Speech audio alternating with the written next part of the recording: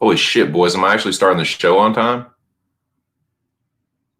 I'm actually somewhat starting this fucking show on time. It's a celebration.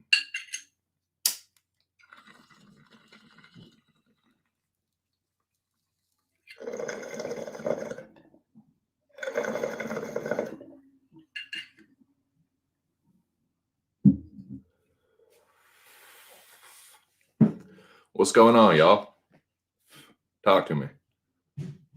Talk to me. Holler at your boy. If you're new to this program, my name is Just My 2 Cents. Shout out to the rabid dog, Mr. Arkansas. Shout out to those still in the Mecca. Rabid Arcs Mecca. Shout out to the boys over at Pub Sports Radio. Shout out to you guys, man. Shout out to anybody that is currently or will or has come up in this motherfucker. Please. Mi casa es su casa. Pull up a seat. I got this fucking bing going. This fucking binger here. We'll smoke some. Got some good nugget in this thing. Talk about some UFC. If you don't smoke, you can just sit here and listen to me smoke, and we'll talk about UFC. But that's what we're going to do today, boys. We'll preview UFC 258 a little bit. Definitely going to smoke some weed about it and just kind of see what happens. Kind of see what happens. What's going on? There he is. Shuggy, what you doing? What you doing? Thanks for the add to the group, my dude. I really appreciate it. Hey, no sweat, man. Welcome. Welcome to the fucking, welcome. I would say welcome to Thunderdome, but it's a welcome to the Arkandome, my dude. You made it. I asked the administrator if I could add people, but then I've seen a bunch of other people just adding people, and I'm just kind of one of those guys that I'm more of the beg for forgiveness and ask for permission type. So, Mac, sorry, I did ask you if I could add people, and I didn't get a response back, so I just did it. But yeah, shout out to Mystic Mac, Smacked by the Mac. Go check Mac out. He does a variety show. They talk about movies and stuff. So check out Smacked by the Mac. He's the administrator of the Arkandome currently, I believe.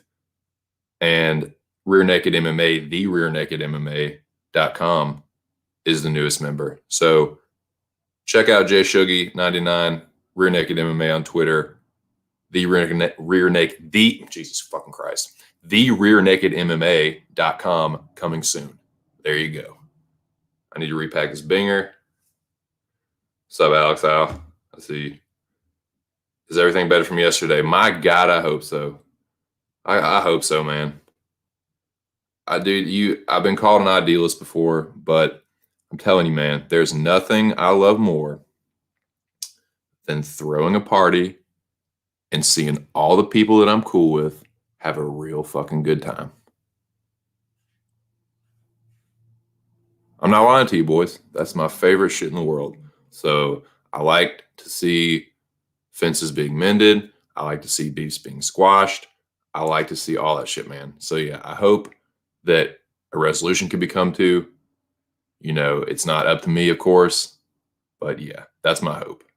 That's my hope. Alex Ramirez, the general in the building. Mi hermano, mi amigo. ¿Qué pasa? ¿Qué onda? What is going on, man? How the fuck you done? How the fuck you done? Fuck you done? What y'all doing, man? What y'all fucking doing, man? How y'all doing today? Talk to me. I'm just in a fucking chilling, smoking kind of talk about some UFC mood. Shout out to this. Hey, speaking of the Mecca, man, General Wrench Ramirez is in the Sensational 7, boys. That's what I'm calling it. The Sensational 7 still left in Mr. Arkansas's Mecca. You better believe it. It's getting to the elite of the elite. I'm telling you, I've been saying this for weeks. The wheat will be separated from the chaff, boys.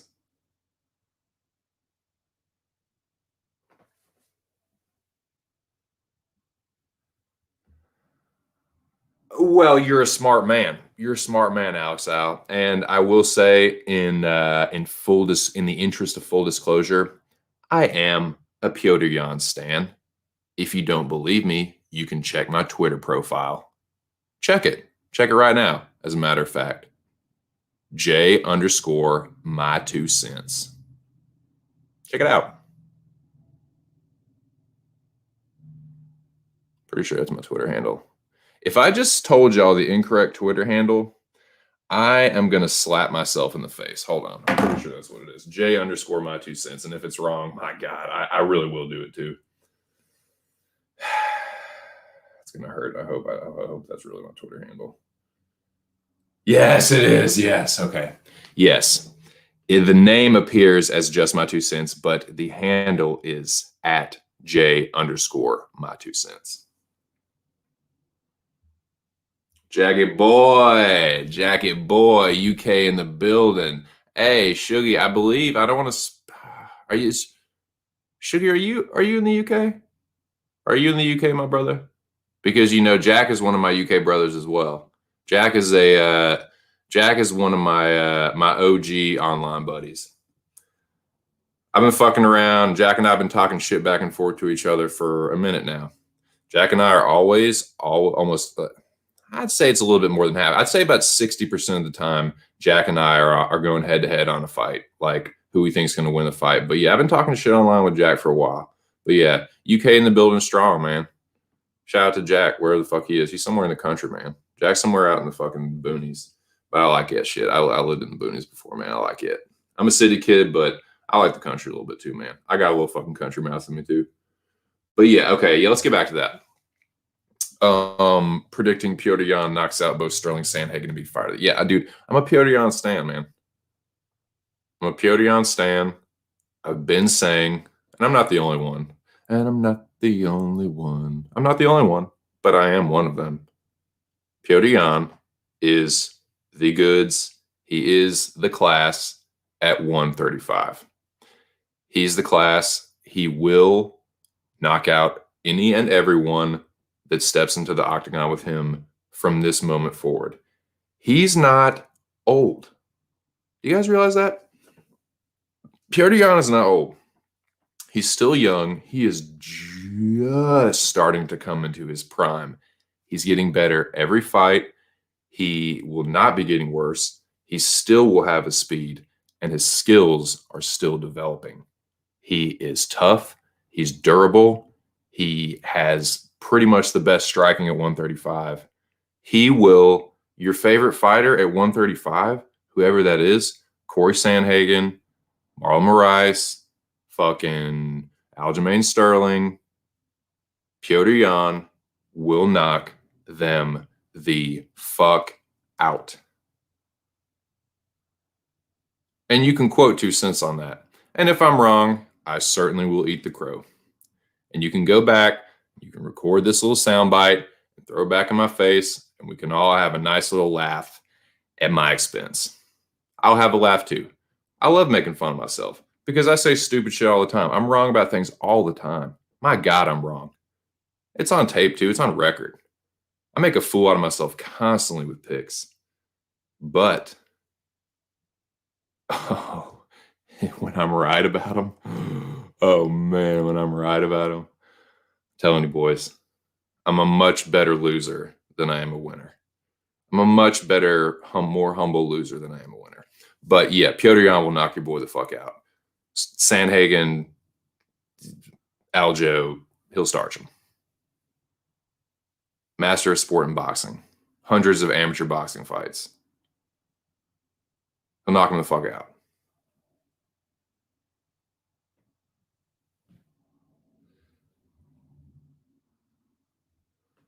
Alex saying, what's up to the UK Dead Man, the UK Grim Reaper. See what Shuggy says. Shuggy says, man, if the main event ends up being another Usman snooze fest, we could be in for a long night on Saturday. Hey, we're definitely going to talk about that. I'm glad you brought that up. Shuggy says, yes, I'm in the UK. Yes, sir. Hey, telling you, man, Jack is the UK Connect, man. Jack is the UK. Jack is my UK Connect. That's my dude. Yes, sir. And hey, I'm a big. I consider myself pretty patriotic. I'm not in the military, but I've had a lot of my family members are in the military. I have pride in being from America, but we originated from Great Britain. Like at least half of my ancestry is UK in one way, shape, or form. Either Irish, no, it's Northern Irish is where that part of my ancestry is from, is Northern Ireland, and the UK is the rest. I won't say the name, but it's a pretty common UK name, fairly common UK name. But yeah, that's over half my ancestry. That's where a lot of us come from. I'm a UK mutt, German Irish, but yeah. Oh yeah, it's always one of us ends up right. One of us can always gloat and have a little fun with it, and then it'll go the other way. That's how I like it. I like a little banter. I like a little smack talk. I'm just a loudmouth, shit talking ass motherfucker.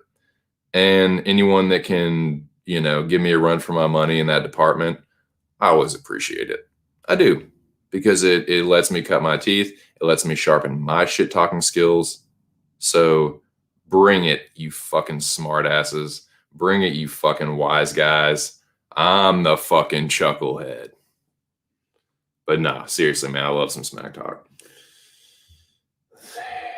General says, ooh, yeah, I want to talk about this one because that one, man, I'm telling you, dude, see, oh, man, I was going to change my avatar too. I'm going to change it. I'm not going to tell you what it is, but I was going to change my avatar in spirit of, because I'm not going anywhere in this Mecca, boys.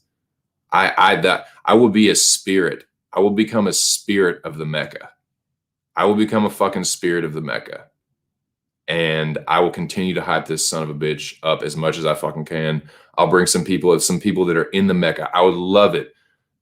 Any of y'all still left in the Mecca, I will go over the sensational 7 as well. The 7 that are still left. If any of y'all would like to come in between now and the end of the Mecca and talk about how you're doing in the Mecca, what you think about it, please, please, that is what this channel is for, man, is to hype up the Mecca, to keep the interest in between ARC streams. That is a big part of what this channel is for right now. So yeah, let me know, man. We're going to be talking about UFC. We're going to be talking about this fucking fight card all week. We're going to talk about the Mecca all week. So that's what I'm saying, boys. Like, I'm not in the Mecca now, so I can dedicate all of my time to looking at these fights and not having to worry about what I'm going to pick necessarily. I mean, I'm still going to make my picks. I'm still going to talk my shit and make my picks and put my shit out there on Twitter at J_my2cents. I will be doing that. Believe that. Better believe that shit. But I don't have to worry about, I don't have to sweat my picks in the Mecca now. I can just concentrate because I know there's going to be some fights that some people are going to be dividers. They're going to be, I've been calling them Mecca dividers. So believe that shit. There's going to be some Mecca dividers. And I will be talking about them. I will be hyping them. I will be putting the pressure on, boys. That's what the Mecca is about. It's about that pressure. Can you take the fucking pressure? I couldn't take it, man. I couldn't take it in week 4. Got to me. Crushed me. I was crushed by the power of the Mecca. So that's 2 seasons in a row. I've come up short, but I can tell you what, I didn't, I've made it past the halfway point in both seasons of the Mecca. I've been better than 500 in both seasons of the Mecca, basically. I think there were, 16 in the first season, and I made it to number 5. And there were 20 spots in this one. I made it to number 8. So, I didn't do the best. I went out, but I'll stand on that. And I'm telling you, man, this season 2, it was week 1, week 2, week 3 were all in like a 7-day span. That was a brutal gauntlet, man. And I made it through that, whatever, went out the next week. But It is what it is. I will be hyping the fuck out of the Mecca from here until I will be here for the duration. Y'all ever seen Narc, man? I love like cop dramas, cop thrillers. Narc is one of the best, dude. Ray Liotta in Narc. Y'all seen that? When you see Narc, Jack, Ray Liotta in Narc is gnar, dude. Ray Liotta is so intense and gnar in fucking Narc. I've never seen, I don't know if Ray Liotta is more intense. Like he's really intense in Goodfellas in some parts, but in Narc, man, he is like balls to the wall, angry, rage, intense the whole fucking time.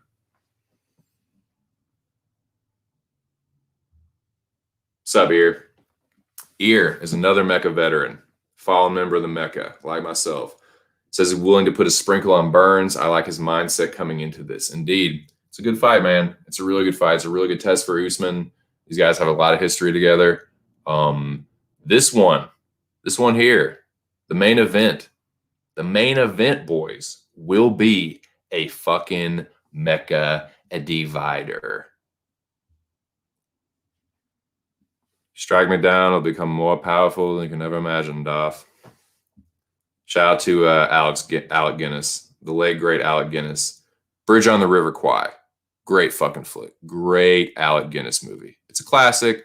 It's long, drags in parts, but the end of Bridge on the River Kwai, boys, you want to talk about some powerful cinema. Some realizing the error of your ways when it's way too late. Powerful stuff. Powerful stuff, boys. Yeah, dude. Honestly, bro, I'm going to be 100% honest with you. Jason Patric, he kind of got an Oscar snub on that one. That the acting from Jason Patric is so fucking good in that movie.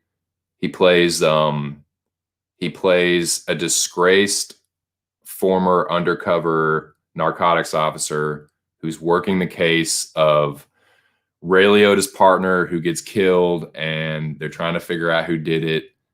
And it's all about like dirty cops and just, like drug addiction. It's fucking crazy. It's a great movie. Great movie. Jason Patric, the acting from him and Liotta is so fucking good. But yeah, Patrick was awesome in that movie. Johnny Cardone, the wordsmith himself. MC, dude, Johnny, what was your did you have a name? Did you have a stage name? You don't have to tell me, but did you have one? Or did you just use did you use Johnny Cardone? Is Johnny Cardone your name? Is Johnny Cardone your stage name?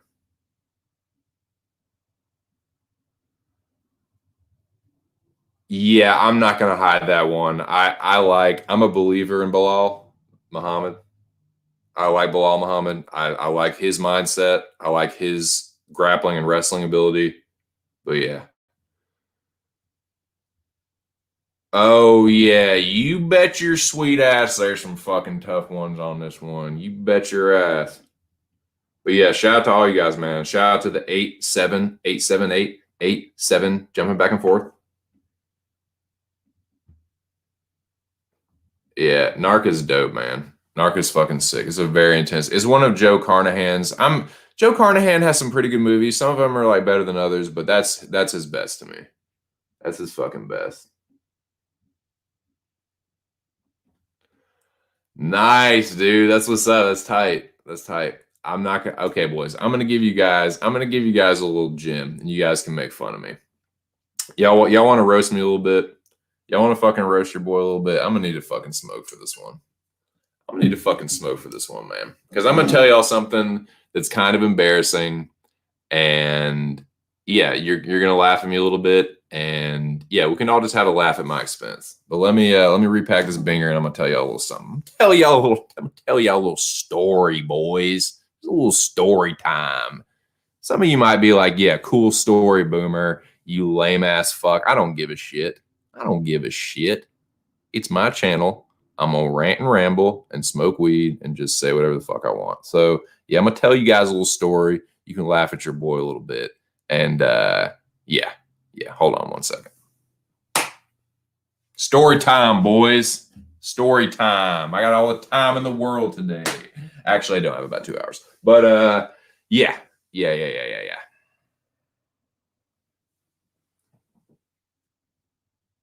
Damn it.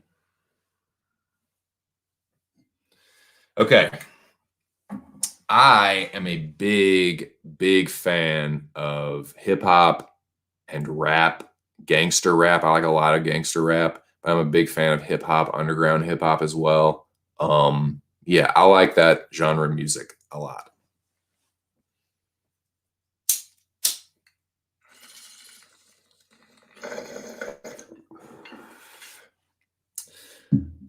I like it so much, in fact, that I used to try to rap and freestyle, and I used to freestyle a little bit.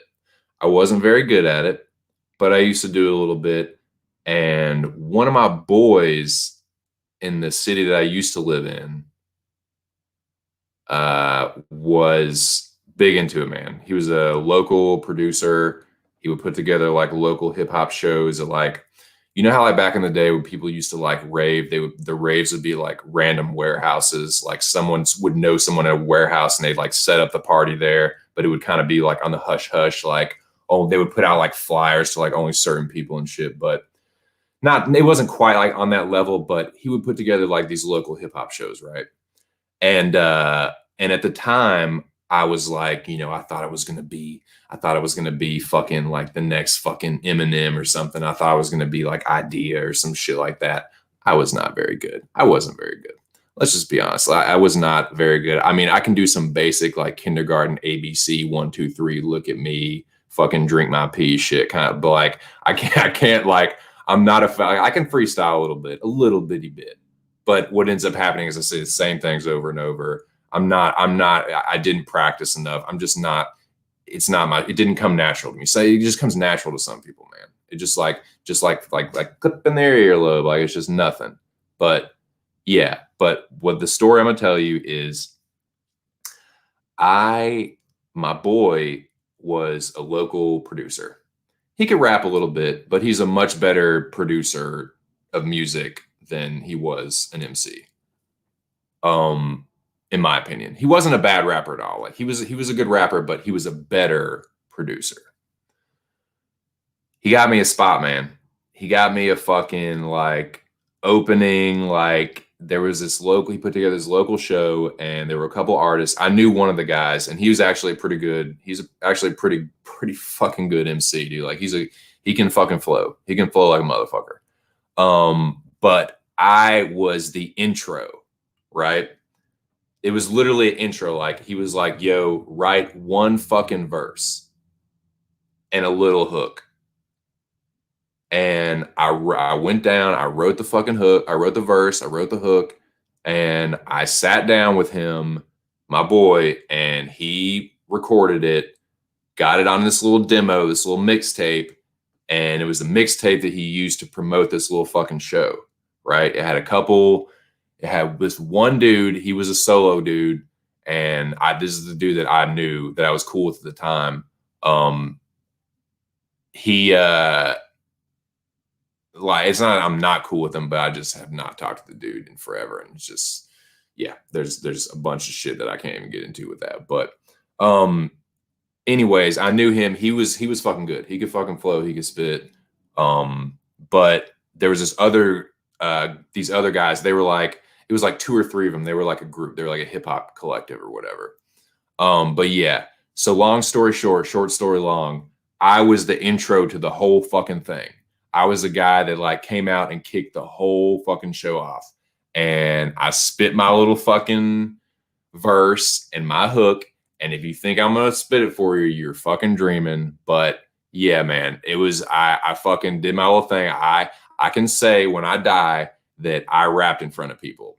It wasn't very good looking back on it. And because I remember the whole thing it was okay. It was like for my first time, like it was okay, but I was super fucking nervous. And the shit that I had written did not go well with someone that's like first time, because like the shit that I wrote was way better than I could spit it. You know what I'm saying? Like I was a much better like writer slash lyricist than I ever was a performer or a rapper. Like I can perform drums. I played drums with this one local band long enough where I could play drums. I was a competent drummer in front of people. Like I had never rapped in front of people before. Like I'd freestyled in front of at parties and shit a little bit, but I'd never rapped in front of people before. I was nervous as fuck, and the shit I was spitting just didn't go with someone being like nervous. Like it was like some shit like that I thought will go hard in the paint, son, and it was just like I just couldn't like match it with the delivery. But anyways, yeah. So I came out, I kicked off the show, and I basically introduced the dude. Like I said, I was cool with this guy, and he came on and he actually started the show. But yeah, that was I can say that when I died, I rapped in front of people. Yeah, MC 2 cents, the fucking cornball. But yeah, that's my little fucking story, boys. I'll fucking repack this thing. But yeah, but Cardone can actually fucking rap. Cardone is the real deal. So check him out, man. Check him out on Higgins podcast. Check out the homie Higgins and Cardone. They have a nice variety show, a nice podcast. And Higgins and Cardone can both spit. They can both flow and hustle, and yes.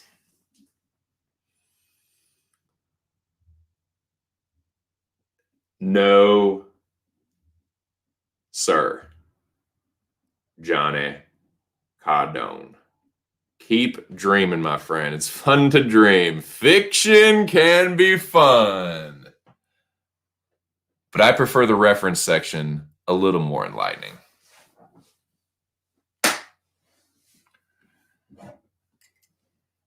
Repack this thing. No, I will never spit it. I will never spit that. Because I took a lot of time to write it. It was not a very long verse. It was like, it might have just been like a 16. I can't really remember. It was not very like, yeah, no. I'm not a rapper. I'm not a very good rapper. I'm not. It's not for, man, some people like, and you know this, Johnny, like some people you just have it. You just have it or you don't. You have it or you don't. I had to work at it to just realize, I'll tell you what, I knew enough to know that it's like some Bill and Ted shit. The only true knowledge is knowing that you know nothing, like knowing how fucking stupid you are. Like I knew enough to know how bad I was. I knew enough to know I could flow just enough to know that I wasn't very good at it. That like I would have to work at it so fucking hard. And some people it just comes naturally too. Like it's nothing, man. Like I said, I can do some like cartoon rap and shit. Like I can say some fucking like some generic like shit and make it sound okay, but like, nah, man. It's not like I didn't take it seriously. It wasn't my passion. I was playing drums at the time trying to get this fucking like indie folk band off the ground. And just it was just, yeah, I was all over the place. I did drugs and party and I was trying to fucking fuck any female that moved, and just I was not at a time where I could, yeah.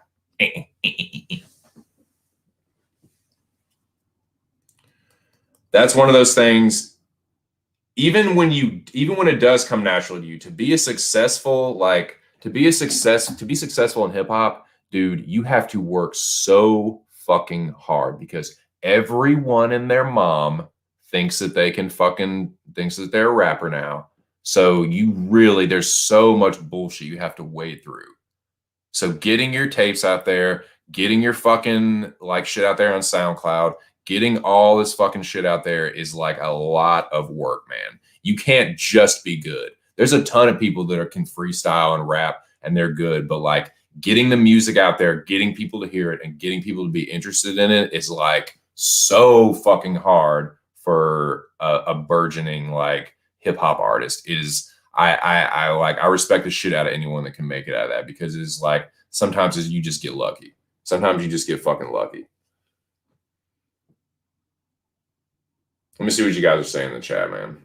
Sorry, I went off on a little fucking dumbass story. Let's see.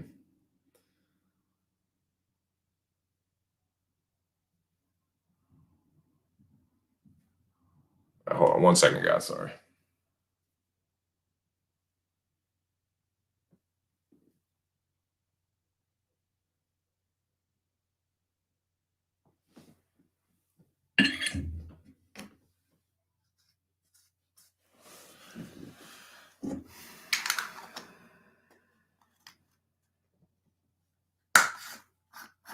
Sorry about that, boys. 10 people in the building, 8 people in the building. There were 10 people in the building. Let me see. Hold on. Sorry. Pull something up real quick. Shout out to the 8 people in the building, man. I appreciate you guys being here. Just talking some bullshit today, talking a little UFC, talking a little Mr. Arkansas's Mecca. I'm talking a little shit how I rapped one time and was not very good. I was nervous like a little bitch. And a couple of people were like, yeah, you look nervous. And a couple of people were like, man, you did okay for your first time. And I was just kind of like, yeah, I never want to do this again. I'm not good at it. I'm not a rapper. But yeah. That's when I realized I wasn't a rapper. That's when I realized it was not going to work out for me. But yeah, I love hip hop, man. I really do. If y'all want to talk some hip hop, if y'all want to do like a hip hop stream one time, and we just talk some fucking hip hop, it's all hip hop. We can definitely do that, man. Definitely, because I want to do that, man. I want to make this like a variety show. I want to talk. I mean, I can talk some bullshit about. I mean, that's the thing about your boy. I'm a jack of all trades, master of none. I can talk a little shit about a lot of different things, boys. I can talk a little something about a lot of different shit. So that's what I'm gonna be doing. I'm gonna be talking some hip hop, talking some comics, talking some we can talk some rock, we can talk, whatever, man. But yeah, I'm gonna be doing I'm gonna be expanding the variety of topics and shit. But yeah. Where am I going to? Let me just get into this fucking thing real right quick. Thank you.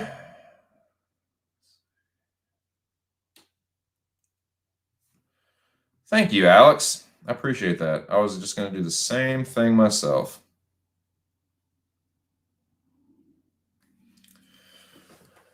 Okay, well, cheers, boys.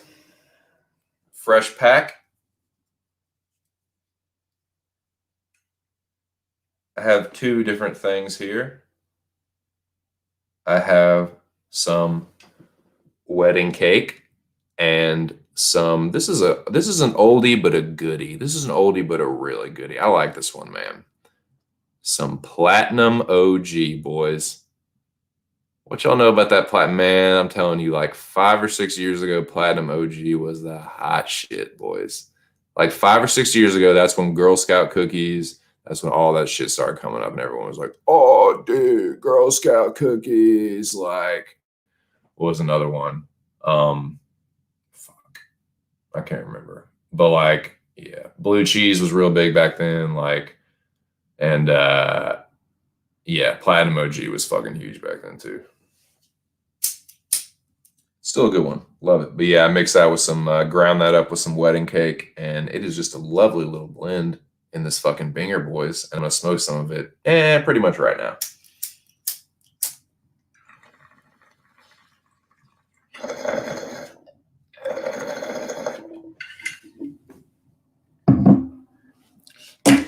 Call it platinum cake. Fuck it. Call it fucking platinum cake, boys. 10 people in the building smoking some platinum cake. Ground up some Platinum OG with some wedding cake. Platinum wedding. Call it that, platinum wedding. It's a platinum wedding, boys. Jack said he is just chilling, gonna look into the card tomorrow. Yeah, I started to peep a little bit, little peepening of the card. You never know, Jack. You never know. Indeed. Kind of hard to get excited about it, honestly. Well, then fuck you then, card. I'm just playing. You guys aren't excited about fucking Usman Burns? Do you guys just know what's going to happen? Because I think I know what's going to happen. I could be wrong, but I think I know what's going to happen. And I think some other people know too. I think some other people know, and they're just kind of bottom hurt about it. We'll talk about that.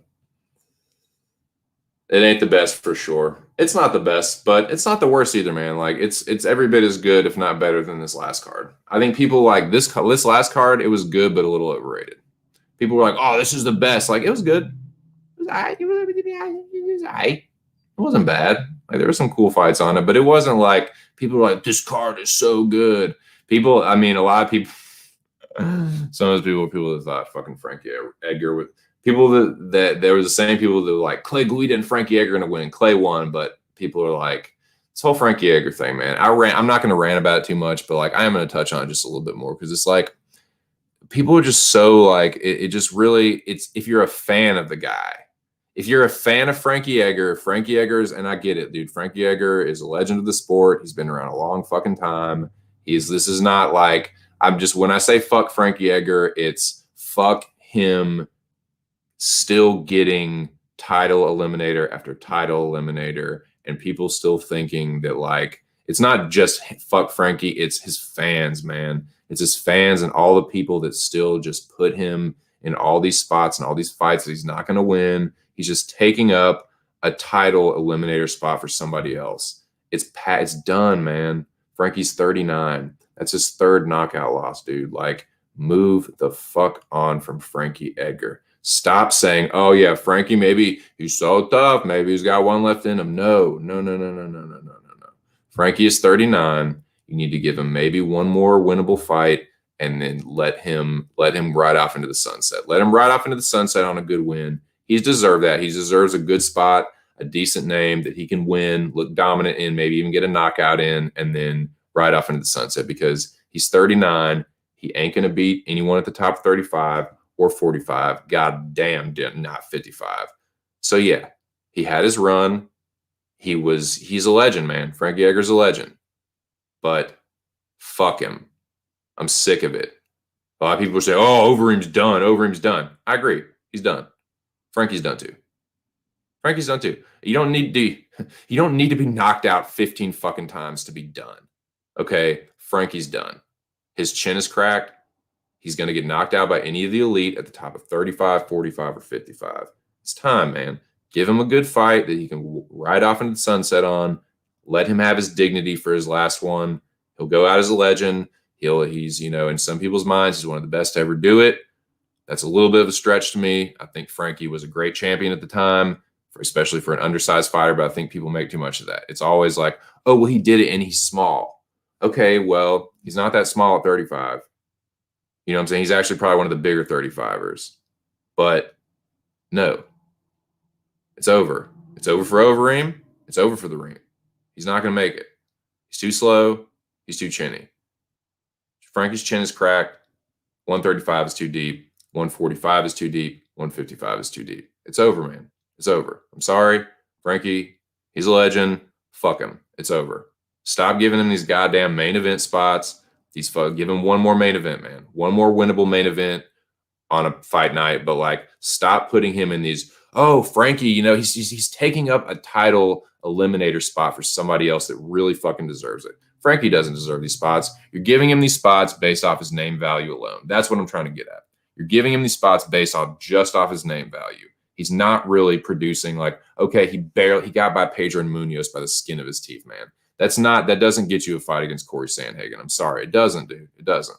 He had no business in there against Sandhagen. If he didn't spark him with that knee, it was going to be not long afterwards, man. I told y'all that was going to happen. Me and Jack told y'all that was going to happen. He was going to fucking knock Frankie out. That was one of my more confident picks, man. Like, honestly, that might have been the easiest pick on the card. I didn't have to think about that one at all, boys. Sandhagen, boom. I picked it just as easily as Sandhagen knocked fucking Frankie Edgar out. That's his third knockout loss. He's 39. Give him a winnable fight and send him down the road. That's all I got to say about that one. Sorry to rant. Yeah, that's kind of what I'm thinking, man. I don't think much of Maki Pitolo. I really don't. Like, he's like a KO or bust kind of guy, and he's chinny, dude. Pitolo can get knocked. I've seen Pitolo just face forward, unconscious, knocked out. Yeah, nah, you can't, man. You can't. I don't see how you really can. Please, y'all don't pick fucking. I mean, actually, I don't give a fuck what y'all do. Y'all can pick him in the Mecca, but I would advise against it. He doesn't belong in the UFC. I agree, man. I agree. Nice, man. Nice. Are you do you like a 3-piece or a 4-piece, or do you like are you like a big kick kind of guy? Are you like a fucking like Neil Peart or Mike Portnoy where you're just like 7,000 toms and like 50 like crash cymbals? They're all just sound just a little bit different. And then like, 7 floor toms and fucking like, 6 bass drums playing. But yeah, Nah, man, I love drums. I love playing drums. Love playing drums. I need to get my fucking electronic kit. But I'm pretty much your simple standard like rock drummer. Like the sweet spot for me. The sweet spot for me is hi-hat, snare, bass drum with one single kick, so we're talking one kick drum. Two tom toms and a floor tom. That's a sweet spot. So I guess what? That's a 4-piece snare, two toms, and I forget how the piece thing goes. I'm not like a classically trained drummer or anything. I taught myself how to play, and I've had like 2 months of lessons. Yeah, I think I had 2 months of drum lessons, and I taught myself how to play. I played by ear. I started playing on my pillow. Like I got some drumsticks, and I would start playing on my pillow. And I was like, oh, this kind of sucks. And then eventually my mom got me a drum kit for Christmas, and yeah, went from there. But yeah, that's a sweet spot for me. Like snare, two tom toms, floor tom, hi hat, bass drum with one kick, and then as far as cymbals go, yeah, a crash ride, and then two crashes. I like a crash. Like you don't need two crashes, I don't think, but I like having one. Yeah, it can even be like two of the basically the same pitch or whatever. But like I like having the visual of like both arms up and both hitting like a crash at the same time. Like I love that shit. Like I love that. Like I love doing like flams and then double like crash hits like like I love shit like that. And I'm a big fills. I like fills. I like fills a little too much. I used to get in trouble for that. But like, dude, just do like less fills. No, I will not spit the verse though. Let's see what you guys are saying. But yeah, this fight, man, this fight card's gonna be tough to pick, man. 11 people in the building. Salute to you guys. It's gonna be tough to pick. Spike Carl, the UFC was a great experience and great opportunity. I loved it, but people who truly know me. My heart's desire has always been to fight in Japan. That's my goal. So, what is he going to Ryzen? Is Carlisle going to Ryzen now? 14 people in the building. Salute to you guys. What is he fucking? Is Carlisle going to Ryzen? Is that what I'm hearing? Is that what I'm hearing? Jack Attack MMA on Twitter. Jack Attack on Twitter. And fucking, you can find Jack on fucking YouTube at Jack Attack MMA. That's my horrible fucking British accent. I can't do Jack's accent, man. I can't. I'm not even gonna try Jack's. Jack is like what you said, like Geordie or something. I can't fucking do that shit. Can't do any of that shit. Cardone says he considers himself an average MC. Higgins is on a different level than myself. Yeah, I've listened to some of Higgins' songs, man. He's a good fucking. He can spit, man. He can go like my favorite, and that, boys, I'm just kind of rambling today. I'm just kind of jumping from topic to topic as I am one to do. But yeah, I feel like that's my favorite kind of shit. Like you don't have to be Mr. like what is it? The guy was saying it on one of those competitions. Mr. like lyrical empirical miracle. You don't have to be like the most like complex, like have the best like vocabulary. If you can say some slick shit in a clever way, that's the kind of shit I like.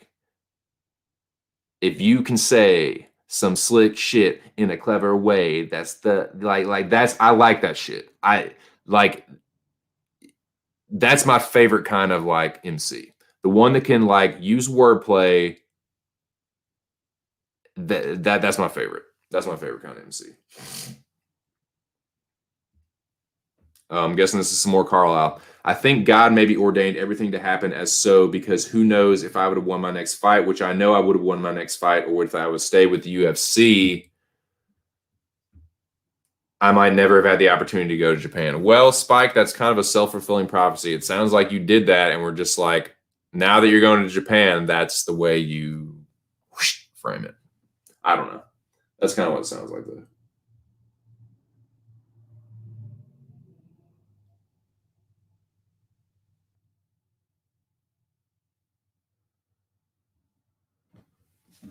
Yeet.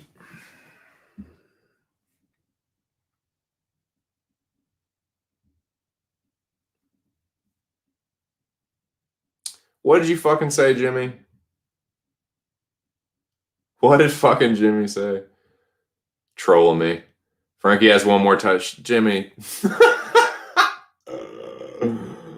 Yeah, that dude. Dude. What's funny though, Jimmy, is that people will say that shit too. Man, down now, bro. You know, Frankie goes down to 125. That's how shit the Robert Bruges, aka Bobby Bottle Service was said, bro. He very much has a title running if he goes down to 125, bro. He very much has a good chance of this. Let's see, that Ghani Big Bud changed the game for me in the late 90s, early 2000s. See, the OG shit for me was like, you remember Cincy Star, dude? Cincy Star, Northern Lights, AK-47. I'm telling you, dude, when Blue Dream came around in like the late 2000s, it was like, this weed is fantastic. Oh yeah. Oh wait, hold on. Silly me. Hold on.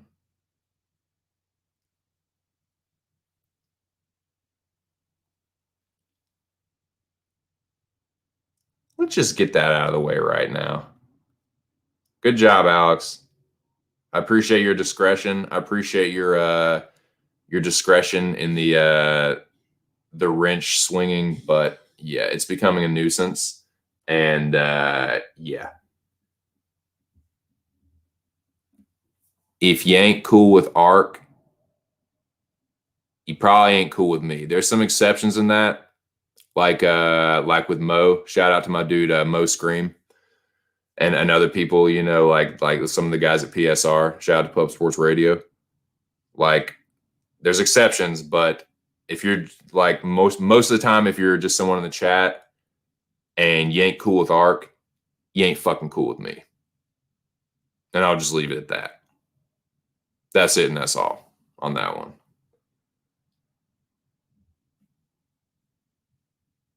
Yeah, Jimmy doing Jimmy things.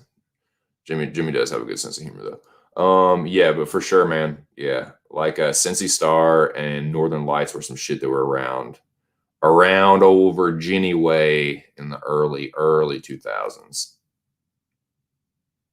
See, I didn't start. The first time I ever smoked weed was the year I was in my mid-teens, and it was the year in the year 2000. In the year 2000, chlamydia will become known as Duchovny. In the year 2000. In the year 2000, Conan O'Brien will come down with a raging case of Duchovny. Side eye. In the year 2000. But yeah, that first time I smoked weed was 2000, and I never looked back, boys. I never looked back. You can call it a vice. Fine. It's my vice. It's my vice. It's my medicine. I don't really drink. I don't put nothing up my nose. Haven't in a long time. Probably never will. But I don't know if I'll ever stop smoking weed. I don't think I want to. And if you don't want to, boys, you just never will. Okay. But yeah. Okay.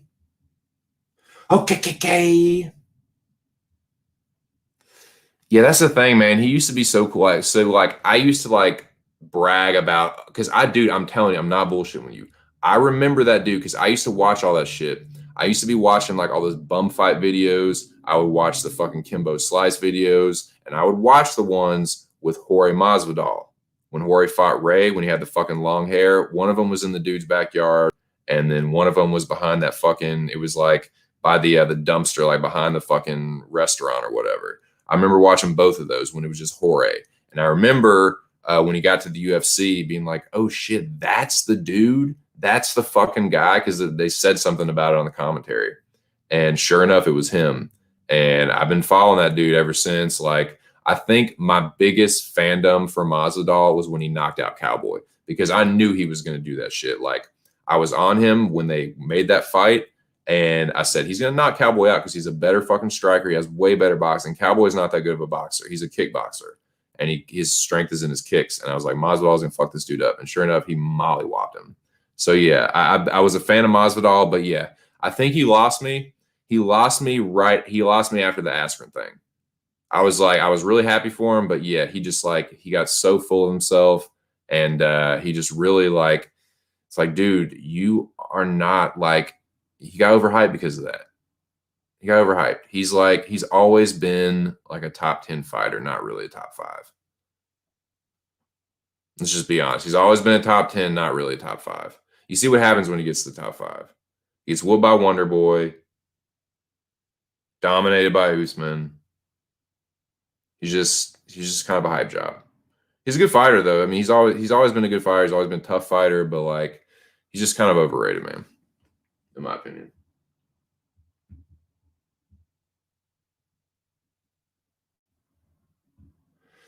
It's some Conan O'Brien. No, it's just straight up Conan. It's one episode where fucking he had David Duchovny on it, and they did the year 2000, and it was in the year 2000, fucking, it was some STD will become known as Duchovny, and then the next clip is him saying it'll Conan O'Brien comes down with a raging case of Duchovny, and Conan does his little side eye. It's for some reason it's always stuck in my mind.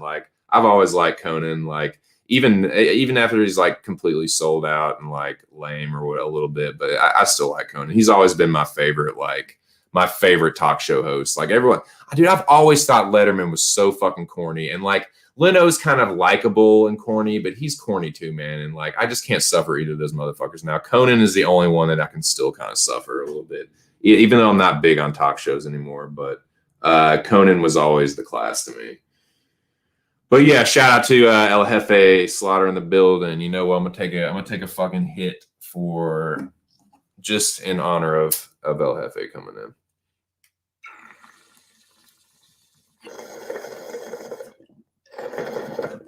Speaking of which, boys, if you're in the San Antonio area, down Texas way, go holler at Slaughter, Southtown 101.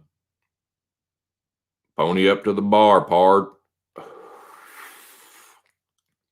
Go holler at him. Pub Sports Radio on YouTube, pubsportsnetwork.com, something like that. Something like that.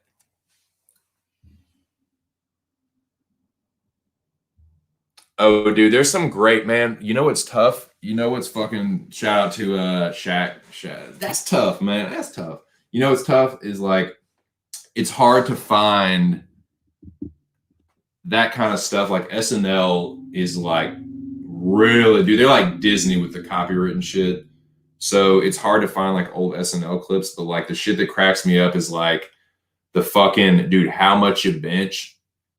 Oh my God, how much you bench. That shit is so hard to find, but God, is it funny. If you like Chris Farley, dude, how much you bench is oh my God. It's so good. I can't even do it.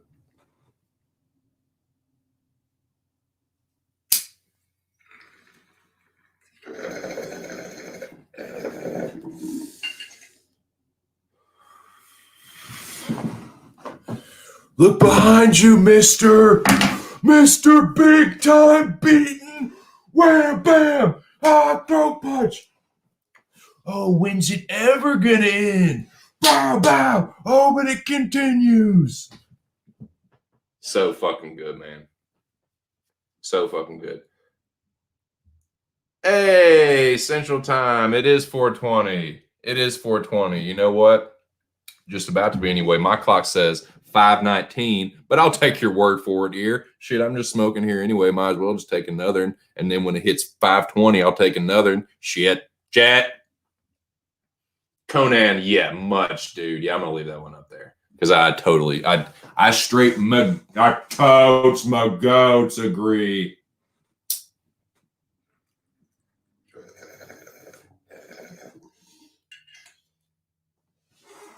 You know why I love Conan? God damn. Fucking retard sense. Just my retard sense. You know why I love Conan? because Conan is really good at making fun of himself. Conan has some of the best self-deprecating humor I've ever seen in my life.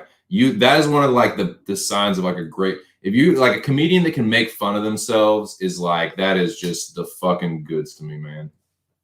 Big J Okerson. Big J Okerson is one of my favorite comedians, and he's really good at that. Big J Okerson, especially like there's so many like bad stand-up comedians, but Big J is one of my favorites nowadays. Now, straight up nowadays. Oh yeah, we be pubbing. We be pubbing.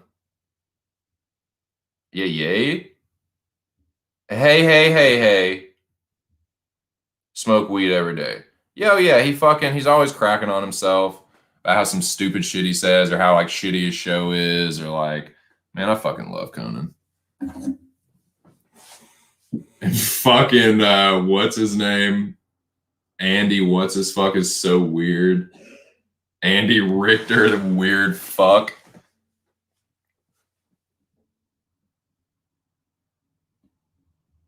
Yeah, it's just not funny, dude.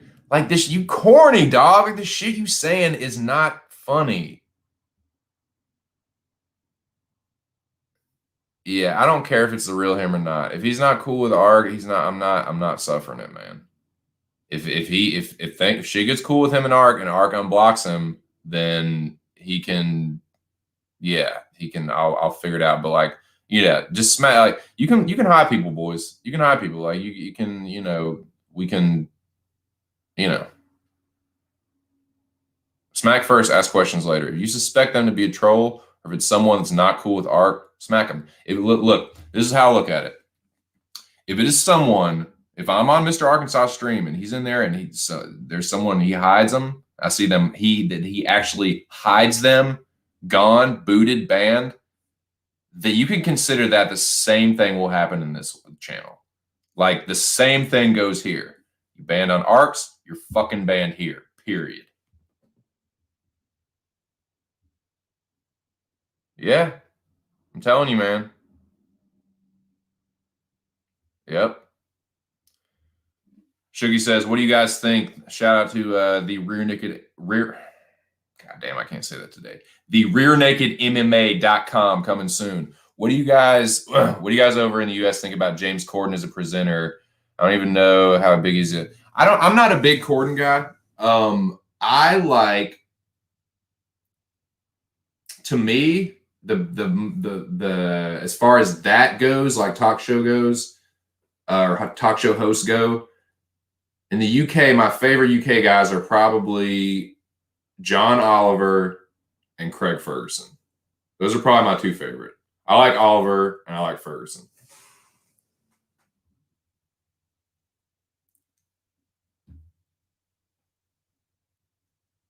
I know, man. Just show yourself. Redeem yourself. Peaked with lesbian vampire killers.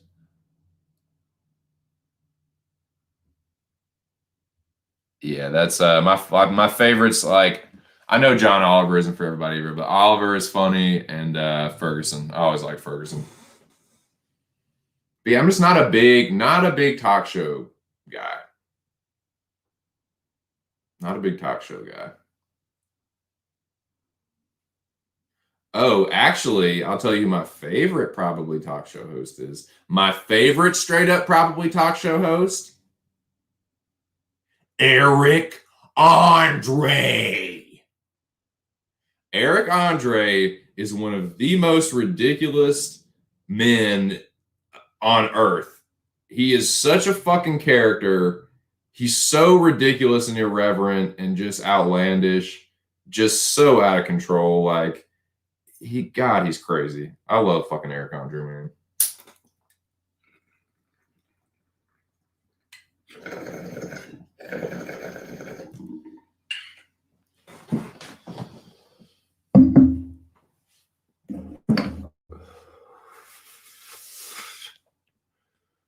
But yeah, boys, it's 420 time. It's 420 somewhere. Yeah, yeah. A lot of the Daily Show guys I've liked like. I like Jon Stewart. Now that I'm no longer politically affiliated, he's pretty far left for me. But as far as just sense of humor, I've always considered Jon Stewart to be very fucking funny. Steve Carell, I love Steve Carell. I love the shit out of Steve Carell. Rob Riggle, love some fucking Rob Riggle. Love Rob Riggle. Colbert, like I said, he's pretty left leaning, but like I said, I still think he's pretty funny. I still think Colbert's pretty funny. The Daily Show has just had some really good correspondence, and like I said, I think Stewart's a pretty damn good host. But yeah, Oliver, wasn't he on the he was on the Daily Show too. I liked Oliver. I thought he was pretty funny. Pretty fucking funny. Carell was hilarious. Dude, Carell was so fucking funny on the Daily Show, dude. Yeah, it's ridiculous. It's just so ridiculous. Like, and I'm not like, okay, so this is another show, and I wish I'll make sure to remind me to so this Thursday I will be doing another podcast with the missus. So be on the lookout for that, boys. On Thursday, I will be doing another Chat Mix at 6 with Lady 2 Cents. So jump in the mix at 6. Huh? So yeah. Yeah. Fallon, yeah. Conan's the shit. The people that really know their fucking humor, Conan is the one, man. Conan is a cut above, man. Motherfucking Conan O'Brien.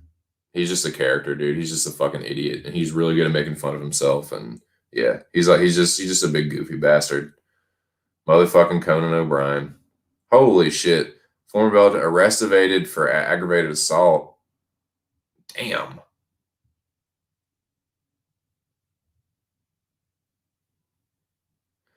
Man, okay, so he's like, I think he's like good in movies. Like I thought he was funny in some people don't like this movie, but I love 30 Minutes or Less. I'm a sucker for Danny McBride and Swartzen.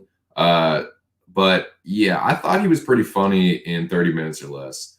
But like, yeah, I'm not a big fan of his stand-up. That's the thing, man. Stand-up is like a different medium than like being on a TV show or being in a movie, because the difference is, and sometimes stand-up guys don't write their own stuff, but most of the time it's their material. In a movie or in like a TV show, they ain't writing that shit unless they're a writer on the show. Like, like I can't remember if Aziz Ansari was a writer on Parks and Rec, but unless he was, the shit he's saying is like someone else wrote that for him. So, yeah, like I don't know. Some guys just aren't as funny. Like even Rob Riggle. Rob Riggle is so fucking hilarious in movies. I didn't think his stand-up was that funny. And we'll just even say his name, Chris D'Elia. Chris D'Elia used to be one of my favorites. I don't know if the shit is true, but it sounds like some of it kind of was that he was creeping on some underage like high school girls. Whatever. I'm not talking about that. But just as far as him as a comedian, I didn't think his stand-up was very funny, dude. But like him in TV shows, like he was hilarious on Workaholics. And his podcast, I thought his podcast was fucking hysterical. And he's funny when he goes on other people's podcasts, but his stand-up comedy itself, it really was kind of hit and miss, and most of it was pretty cringy. So yeah, it's weird. Like some dudes just they don't shine as well on when it's just them on the mic talking to an audience as they do when it's like movies or like on a podcast, or it's just interesting. It's just different mediums, man. Like Joe Rogan, I think Joe Rogan has jumped the shark. I don't really listen to Joe Rogan anymore. I think pretty much like once you've seen a good like 30 to 50 complete like Joe Rogan experiences, you've just about seen them all. Once you've seen like one like Navy SEAL, like author, explorer, scientist, politician, who else does he have on? UFC fighter, Hunter. Like, once you've seen about like 2 or 3 of those of each kind, you've seen them all, man. You've seen them all. But Joe Rogan is much better as an interviewer, as a podcaster, than his stand-up is not very funny to me. Joe Rogan is not a very funny stand-up comedian. I think he's cringy. I think he's corny. I think he's a hack. And I think, but he's good. He's funny when he's talking about fighting and just bro shit. Like, he's funny when he's just like shooting the shit with the boys. But no, man, he's not a good stand-up comedian to me. The funniest stand-up comedians to me, like I said, Big J. Okerson is one of my favorites right now. Chappelle to me is the best. But I also liked, I'm not gonna lie, he's kind of like clean and corny a little bit, but I always thought Regan. Brian Regan was one of the funniest. Especially his earlier stuff. And who's another guy I always thought was really funny? I'm a big Greg Behrendt fan. I'm not gonna lie. I think Greg Behrendt is fucking hilarious. Uncool, Greg Behrendt, Uncool is a fucking hilarious special, dude. Greg Behrendt is Uncool. That's the name of it. Greg Behrendt is Uncool. If you can find that, if you can find Greg Behrendt is Uncool, you will laugh. But yeah, who are some other ones that I really like? Who are some other stand-up comedians I like? I mean, Eddie Murphy Raw is probably one of my favorite. Like, he's a great stand-up comedian. Delirious is hilarious too, as far as classic comedians go. But yeah, I was always a big. Who are some other ones I like?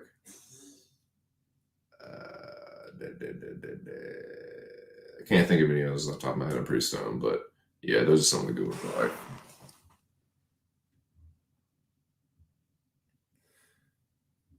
Oh, good call, man. What's up, Nick? How you doing, man? Nick Alexander in the building. Yeah, dude. Bill Burr is fucking hysterical, man. He is so funny. He's good in both, dude. So Burr is like a double, triple, quadruple threat, because not only is he a funny stand-up comedian, he's a savage stand-up comedian, but because he fucks with the audience, man. His like that classic thing where he goes in on Philly because he's a Boston guy. Oh God, it's funny. But even not just that, he is hysterical in Chappelle's Show, dude. Burr is so fucking funny in Chappelle's Show, and he's funny. He was great in Mandalorian too. He did some good acting and was great in The Mandalorian, and he can play drums. So yeah, triple threat. I fucks with Bill Burr heavy. Yeah, like I said, Chappelle is the Chappelle Connect. I even think like this is another guy I don't really care for his politics, but Nick DiPaolo. I think Nick DiPaolo is funny.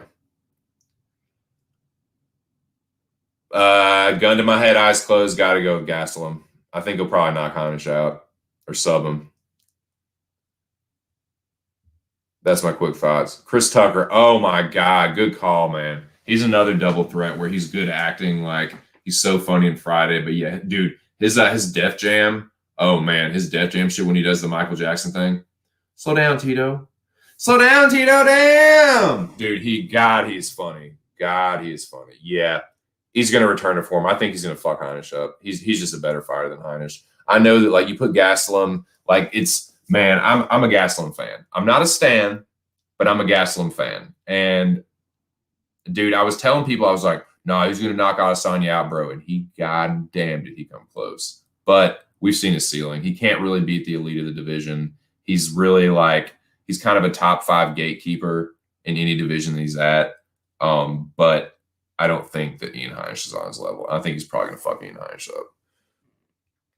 He's a better wrestler. He's a better jiu-jitsu. He's a better striker. He's just going to fucking destroy Ian Heinisch. And Johnny's drunk. No, I'm just playing. Jack's drunk. No, I'm just playing. Okay, y'all. Here we go. I'm telling you, man. Me and Jack always go head to head. Always. That's why I love Jack, though, man. That's why I fuck with Jack. Because Jack is not like, Jack will not sugarcoat shit for you. Jack just tells you he's a straight shooter. Shooter McGavin. Nah, not Shooter McGavin, but he's a Jackson Straight shooter, man. That's why I fucks with him. I'm the disagreement. Of course, man. Of course, yeah. I know. I'm the one that's like, you guys are all crazy. Not me. Not me, bro. You guys are fucking stoned, not me. Carmen, you are.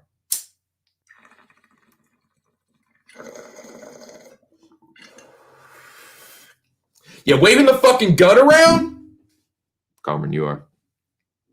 We just take it easy.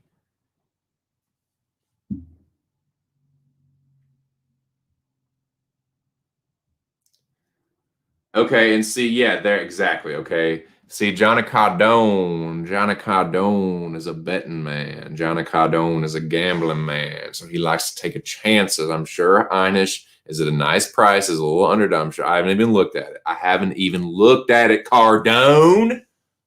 Johnny, I ain't even looked at it, Bo. And I can tell you right now, Heinz is probably a nice little underdog, and you took the stab at him, Bobo. It won't surprise me a bit.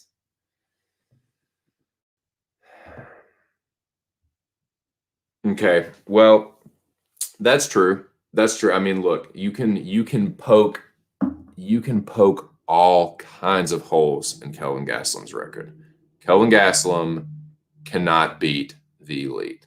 It's been proven. But everyone but the elite, Kelvin Gastelum will figgity fuck them up. And I just don't think this is like one where everyone's going to be like, yeah, Gastelum is done. Heinisch is this, that, and the third. And Kelvin is just going to mollywop this motherfucker. Like, I respect Ian Heinisch. I think he's a good fighter, but he's not as good as Kelvin Gastelum. And I think that let's look at Ian Heinisch's record. Okay, we can poke holes all day. I'll tell you what, we'll do a little hole poking. We'll do a little argument hole poking in Gastelum and Ian Heinisch. Just because I got a little time. And then I'll tell you what, and then I'll bring some people in.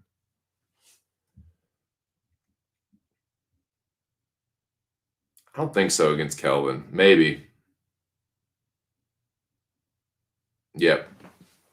I mean, do y'all really think that Heinisch is a better striker than Kelvin Gastelum? In a straight-up boxing match, I'll tell you this, Gastelum will knock him out.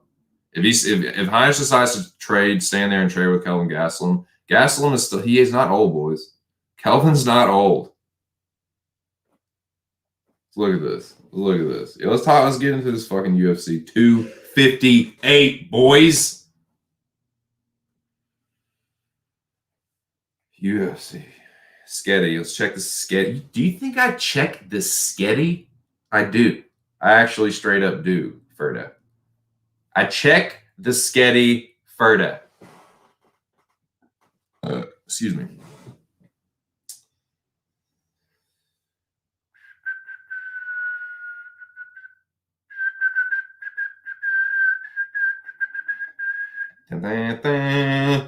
Kelvin Gastelum versus Ian Heinisch. Middle of the main card for UFC 258. I'm belching. I'm sorry. Kelvin Gastelum, 3 years younger than Ian Heinisch. Only 1 inch shorter. They pretty much have the same reach. 71.5 to 72 for Ian Heinisch. Let's look at the records. Who should we start with? I'm going to break down both of these guys. I'd like to hear from the chat. Who are we going to start with? Are we going to start with Ian Heinisch, or we're going to start with Kelvin Gastelum? I'm going to play devil's advocate for both of these guys because it's still early in the week. I'm on Kelvin Gastelum, but for the sake of argument, for the sake of, whatever drama, who should I start with? Start with Heinisch or start with Kelvin Gastelum? Hurricane or KG?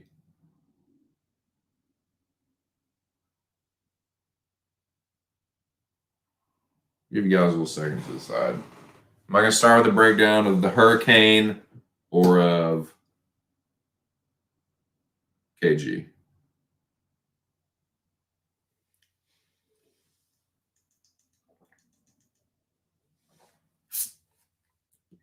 We'll start with Ian Heinisch. We'll just start with Ian Heinisch. Sorry, I know I tried to put it to a vote, but we'll just start with Ian Heinisch. Ian Heinisch, 17 total mixed martial arts bouts as a professional, 14 wins and only 3 losses. Ian Heinisch is a solid fighter. He's a good fighter. He has an overwhelming winning record.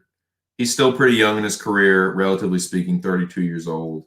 He has 14 wins compared to 3 losses. That's pretty damn fucking good. Most of his wins are by decision and 7, second most by knockout. So he does have a little bit of power, and then he has 2 wins by submission. Now, Ian Heinisch has had 5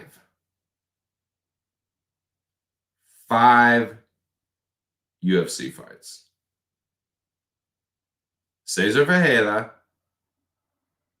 Shoeface, Brunson, Omari, GM3. Cesar Ferreira, Antonio Carlos Jr., Derek Brunson, Akhmedov, Mearshart. That's Ian Heinisch's UFC career. He's been in the UFC since late 2018. So not even 3 years. 2 decision wins, 1 knockout win over Mearshart, 2 decision losses. So he's tough. Ian Heinisch has never been knocked out before. Ian Heinisch is a very tough fighter.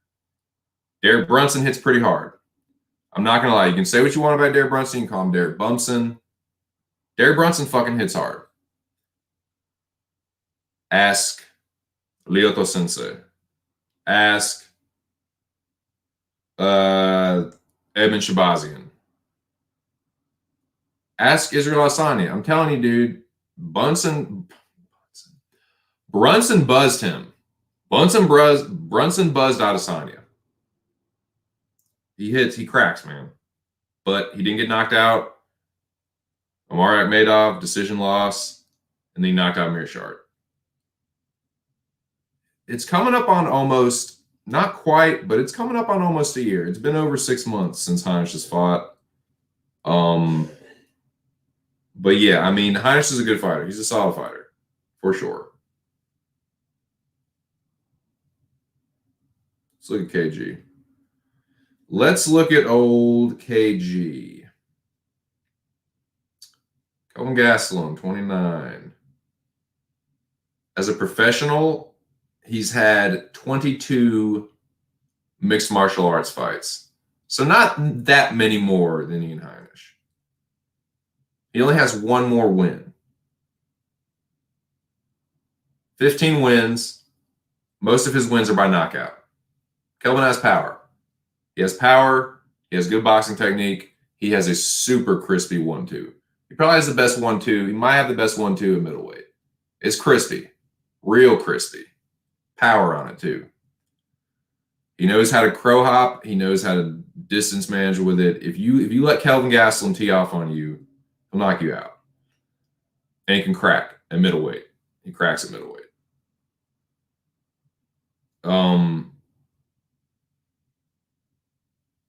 So let's look at his record. Like I said, most of his wins by knockout, 4 wins by submission. He does have a black belt in the Jiu-Jitsu, 10th planet. All right. And yeah, he's got good boxing, he's got good wrestling. And he's been in the UFC for a while. He's been in the UFC for a minute. He was on The Ultimate Fighter. He won The Ultimate Fighter. He's been in the UFC since 2013. Split over Uriah Hall. Submitted Brian Melancon. Split over Rick Story. Decision over Nico Masoke. Rear naked choke over Jake Ellenberger. So that's nothing to write home about. That's at welterweight. Loses the split to Tyron Woodley in a close fight. Then he goes up to middleweight. So Gastelum has been at middleweight since 2015. And you guys already know this. It has been a mixed bag for him at middleweight. Now, in fairness, you got to look at some of these names. These names are not okay. So this is okay. So he did not jump up to middleweight. He jumped up to middleweight for this one fight. He jumped up and fought Nate Marquardt, and his corner threw in the towel. His corner stopped it because he was just beating the shit out of Marquardt. I think it was between the second and third round. So he stops Marquardt, right? Then he goes back to middleweight, loses a split to Magny, and he says, "I'm done with welterweight." Goes back to welterweight, loses a split with Magny, says, "I'm done with welterweight." All right. Then he has a catch weight against Hendricks because Hendricks fucking missed the catch weight too. God, what you want to talk about a fall from grace, man? Jesus Christ, Johnny Hendricks. That might be the steepest fall ever. You guys think that's the steepest fall ever in fucking UFC? Went from like being like so good to so bad, just like that. Like, man, what a steep fall. You can maybe say Woodley, but Woodley, like, he's still just losing to like the class, you know. Usman, Burns, and Covington, like those are all like top 5 welterweights, and the champ. Top 3, really. Excuse me, top 3.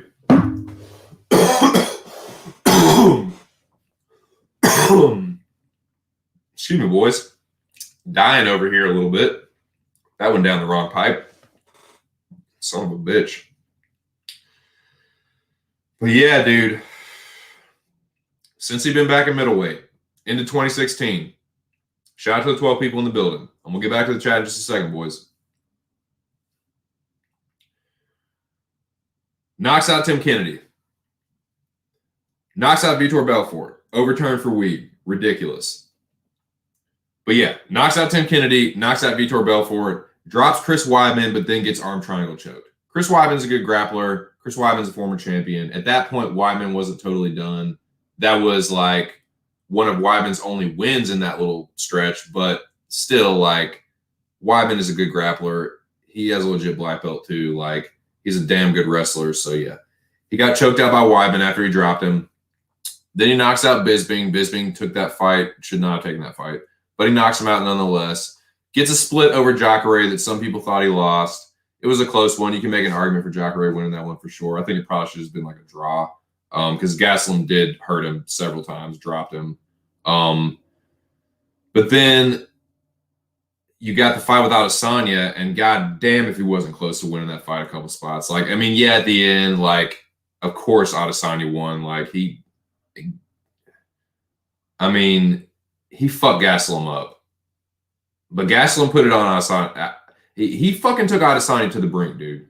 He really did. Like, he took Adesanya about as fucking close as you can get. That's been his toughest fight in the UFC so far.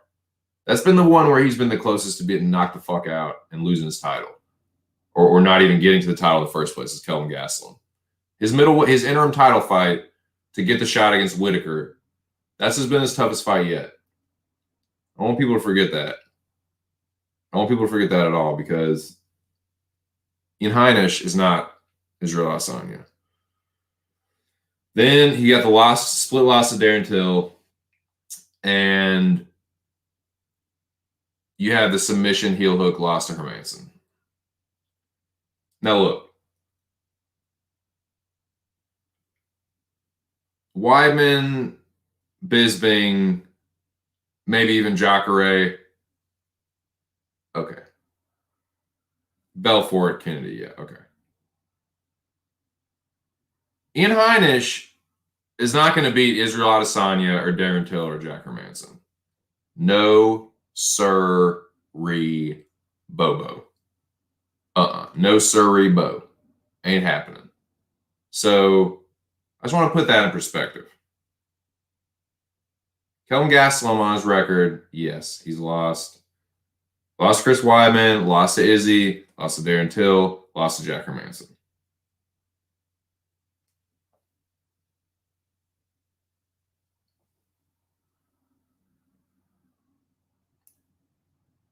Ian Heinisch lost to Derek Brunson and Amari Akhmedov. I'm picking Kelvin Gastelum. I think he's gonna fuck Ian Heinisch up.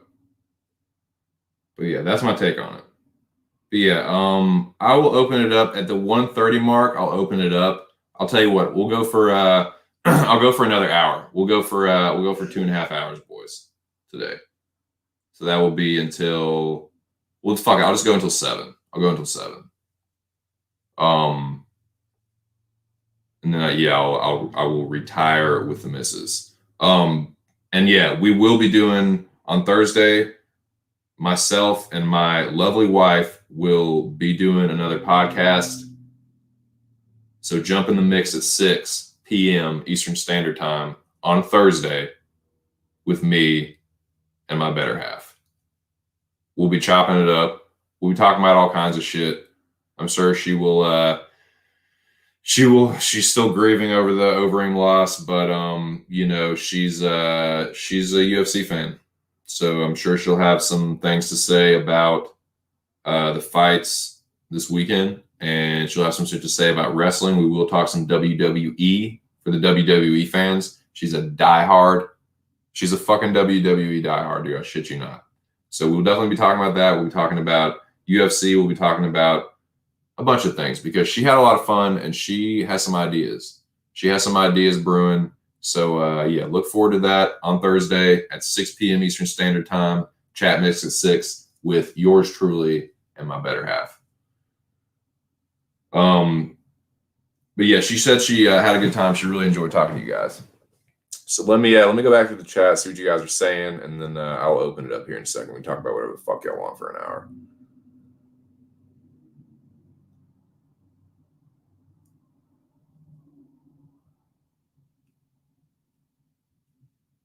Let's see.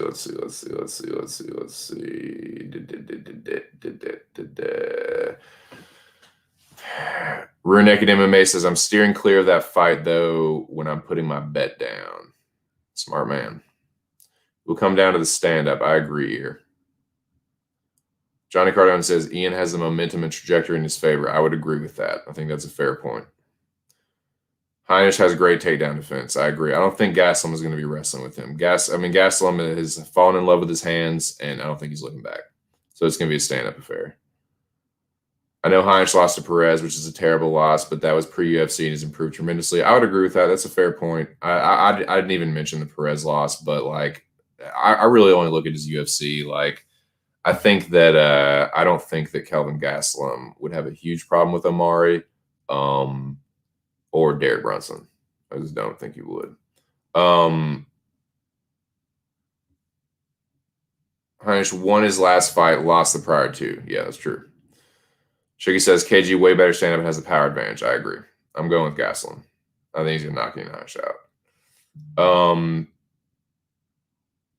Slightly more powerful. Jack says Heinisch is slightly more powerful. I slightly disagree. But it's close. I mean, it's not like Gastelum is like levels above him in power, but I think I would give Gastelum a slight edge. But agree to disagree. My British brother, taking gas to bum. Yeah, as far as the top, I mean, we've seen his ceiling. I think I have a good idea of Heinisch's ceiling as well. And like I said, Gastelum is younger, man. Gastelum's 3 years younger. Gastelum better grappler to go to the cards. Gastelum by decision. I'm going to say Gastelum by TKO, but we'll see. Start with Heinisch, end on KG. Great minds think alike. Hurricane. Great minds think alike. That's what we did.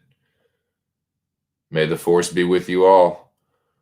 Jack, that's what I wrote. Gastelum lost 3 fights. Scroll up. If Kelvin wasn't a fat, so he'd been welterweight. I know, man. He just doesn't have the body type to be able to cut that, especially not 29 now. He's about to get into his 30s. He won't be doing that shit.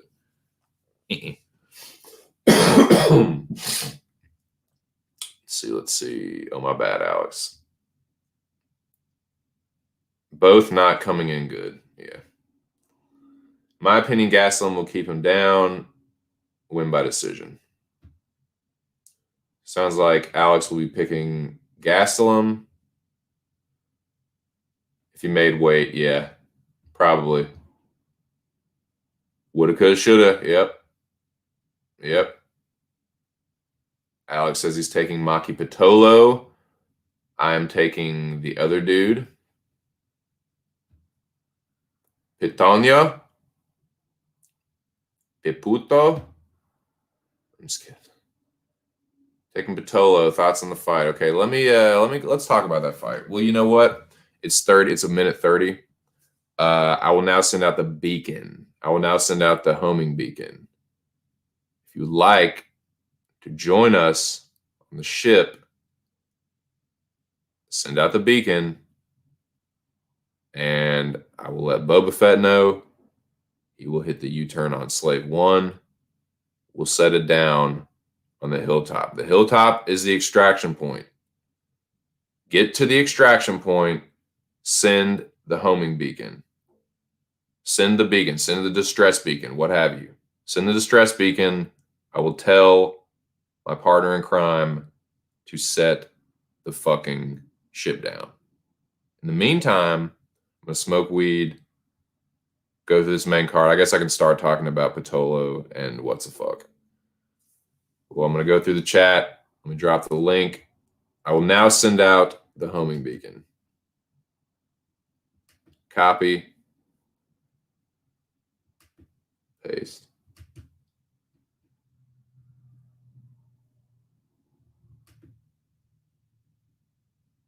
There's the beacon. It's out there. Get to the hilltop. Get to the extraction point. Send the beacon. I'll tell Boba Fett to hit the fucking U-turn. Because we're just hovering, man. We're hovering above the planet right now. Not above. We're on the planet, but we're just hovering, dude. We're just cruising. We're just cruising around, man. That fucking meme that I always put down in the chat where there's just like Boba Fett like looking at all the controls and shit and just kind of cruising along.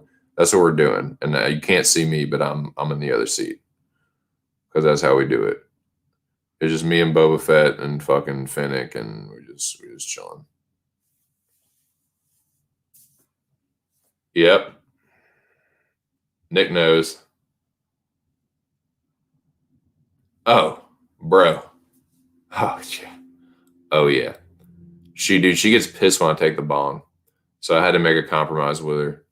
Because I was like, look, it's kind of part of my gimmick. It's part of my shtick, especially for the 420 chats. When it's alive at 5, like, it doesn't have to be, like, so much. But, like, yeah, I'm a fucking stoner. I'm an avid stoner. But, dude, she smokes just as much, if not more, as me. And she gets pissed when I take the bong. So what I've started doing is just, like, I roll her these joints. We have these raw papers, and they make, like, long, like, cigarillo-length joints. So I've been rolling her these, like, little... I mean, they're really split. They're not technically splits because they don't have tobacco, but like they're just these little split joints that she can smoke while I have the binger. But yeah, she smokes like a motherfucker, dude. She smokes like a fucking chimney. Yeep. Yeep. Oh yeah, see that's dude, that's been my thing, like with other women that I've dated. God damn it. With other women that I've dated in the past, and other, like even the woman that I was engaged to, that was the one thing. It was like they didn't like that I smoked, and that was just a deal breaker for me in the end, dude. It sounds crazy, like it sounds crazy to leave someone because of that, but like I smoke weed every day. You can't do that. I can't fuck with you. As far as like a woman that I want to be with for the rest of my fucking life. So yeah, my wife is a stoner for sure. That box was checked off very fucking early, boys. That box was checked off before we even started really talking. That was one of the first, like, you smoke? Okay, good. Shaka Bra. Oh, yeah, she chill. She's on the level, for sure. She's on the fucking level. She hasn't been smoking nearly as long as me, but she's an avid stoner, man. She's on the fucking level.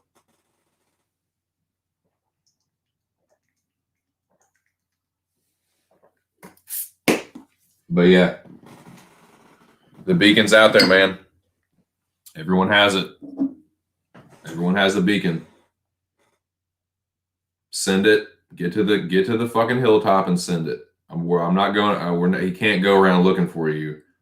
Just we know where that hillside is. That hilltop is. Get there. Send the beacon. We'll pull the ship around and set her down. Pick you up.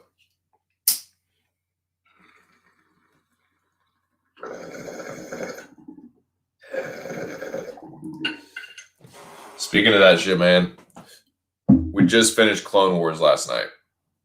Just finished Clone Wars.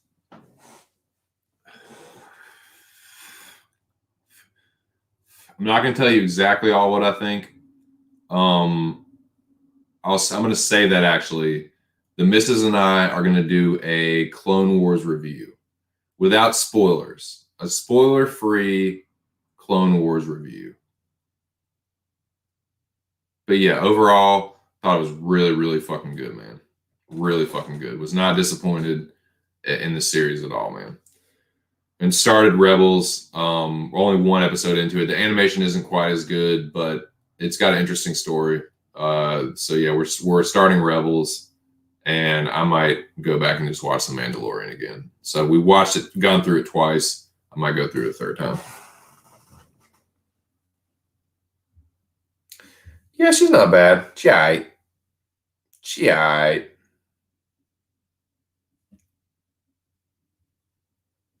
Okay. I don't know what on Heinish's record is making you so confident, Jack, but like I said, we'll talk about it. We can fucking go back and forth. I'll be respectful. I won't yell. I won't yell and shout. I will give you an equal voice.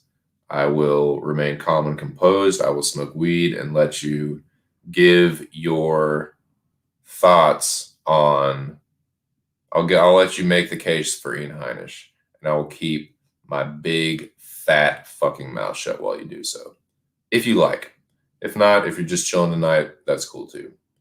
Like I said, this is just going to be a chill stream. I'm going to do it for till 7, another hour. So if anybody would like to come in, the link/beacon is in the chat.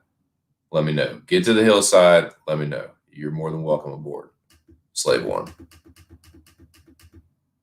But yeah.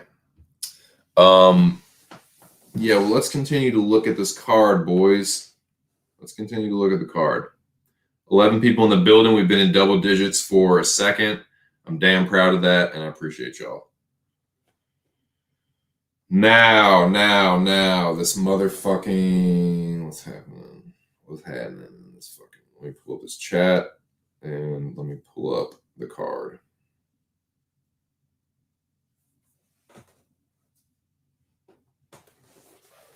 Shout out to the 11 in the building. God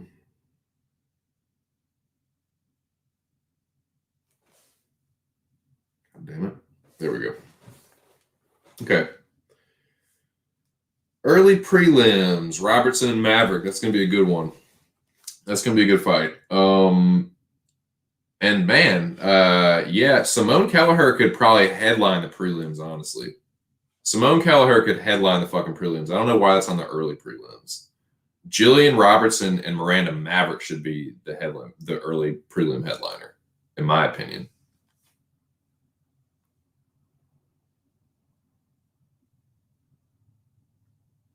The fuck?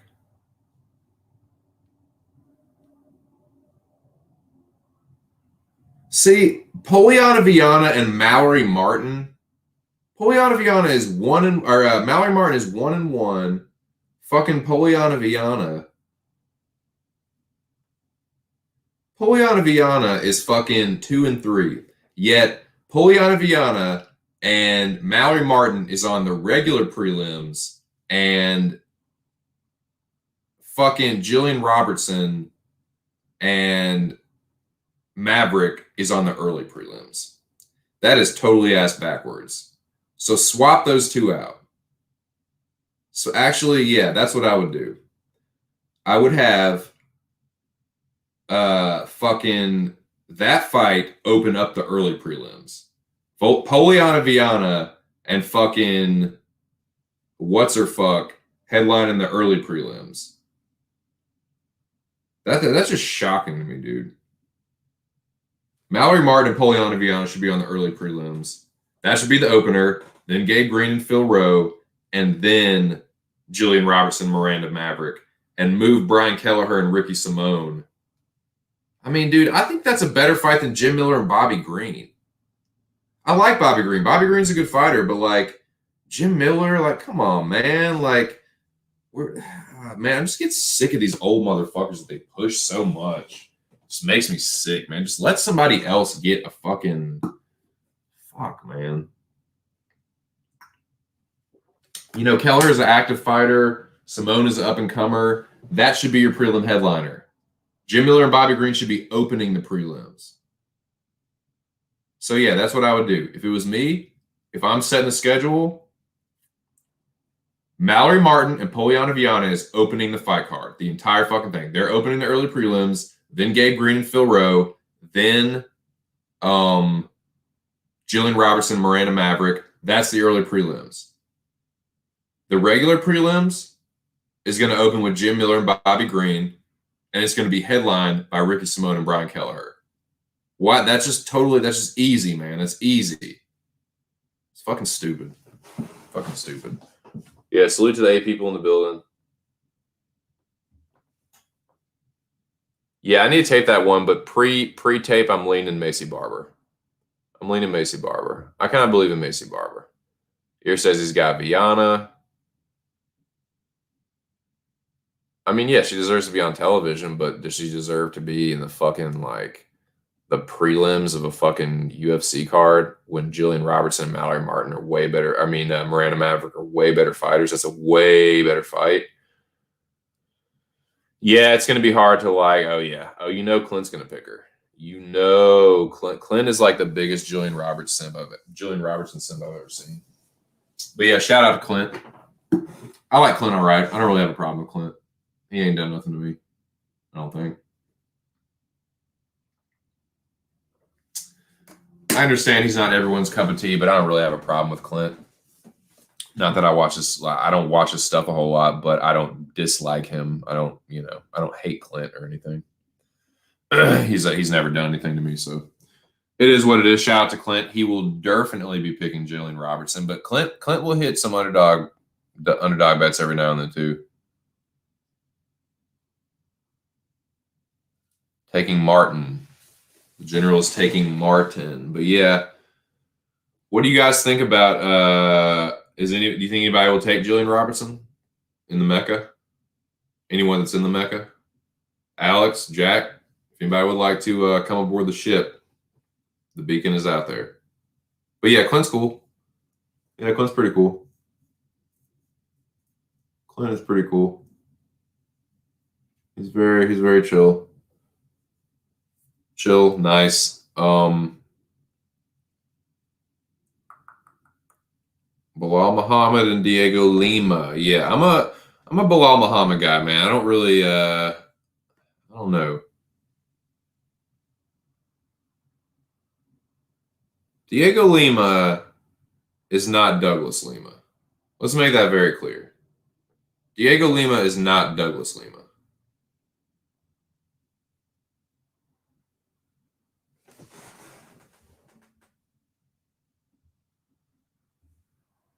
Yeah, I mean, you can call it a friendly jab. I don't have a problem with Clint at all, man. Clint's a cool guy. Some people don't like Clint. That's what I'm getting at. That's my point.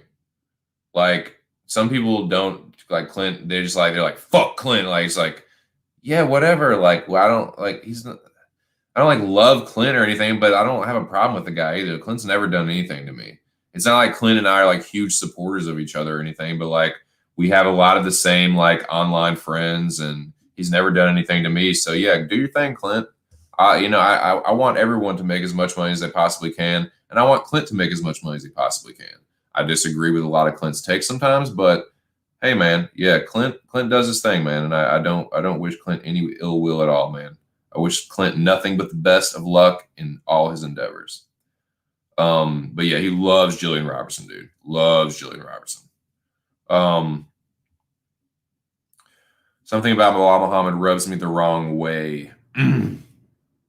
What is it, dude? What is it, Alex Alberto? No, I'm just playing. Yeah, I like Bilal Muhammad in this fight. I definitely do. I'm not gonna deep-tape that one. I'm going with Bilal Muhammad. For word, boys.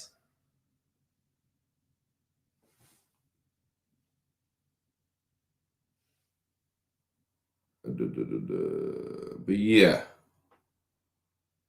I don't like Diego Lima is a good fighter, but he's not Douglas Lima. He's not on the same level.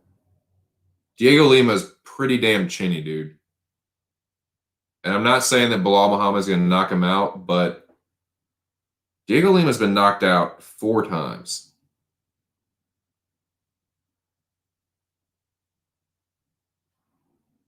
He did not have a good original run in the UFC. He went 1-3 and was knocked out 3 times. He got knocked out in Titan FC by a no-name. Since he's been back in the UFC, he's had 3 fights since 2018. 3 fights since 2018. He has not fought since 2019. Knocked out Chad LaPriest, decision Court McGee, split over Court McGee, split over Luke Juma. I think Bilal Muhammad is going to wrestle fuck Diego Lima, might even TKO him with ground and pound, but I'm not picking Diego Lima in the spot, boys. I can just tell you that right now. Win or lose, I'm not picking Diego Lima. Yeah, and then Jim Miller, Bobby Green is an annoying fight. I don't envy people having to pick that one because Bobby Green is a guy that can be hard to trust, and Jim Miller is also like Jim Miller's just annoying. Jim Miller's another Jim Miller's kind of in the Frankie Edgar category to me. Like he's very beloved. He's a legendary fighter. Blah blah blah. He's fucking old. I'm sick of seeing him in all these fucking spots that he doesn't really deserve.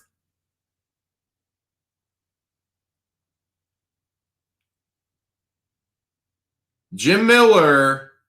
Let's go through Jim Miller's record. Let's fucking go through Jim Miller's record. Jim Miller has won 2 fights in a row exactly once since 2017. You want to know what they were? Jason Gonzalez and fucking Clay Guida. This is Jim Miller since 2017. Lost to Poirier, lost to Pettis, lost to Trinaldo, knocked out by Dan Hooker. He beat the great Alex White, Alex the Great White. He rear naked choked Alex White, choked out by Charles Oliveira. Like I said, his 2 in a row, Jason Gonzalez and Clay Guida. Decision loss to fucking Scott Holtzman. He armbars Roosevelt Roberts, who was a retard in that fight, and then decision loss to Vince Pichel. What the fuck is Jim Miller doing headline a USC prelim? You riddle me that, Batman. What the fuck, man? I don't know who's going to win this fight because Bobby Green is so untrustworthy. I don't know who I'm going to pick yet, boys, but I am 100,000% rooting for Bobby Green to actually smash on the gas and fucking knock Jim Miller out. I want him to knock Jim Miller out so fucking bad. I'm sick of seeing Jim Miller in these fucking spots. I'm sick of looking at his old stupid fucking face. I want Bobby Green to fucking destroy this dude. I'm really hoping for that, boys.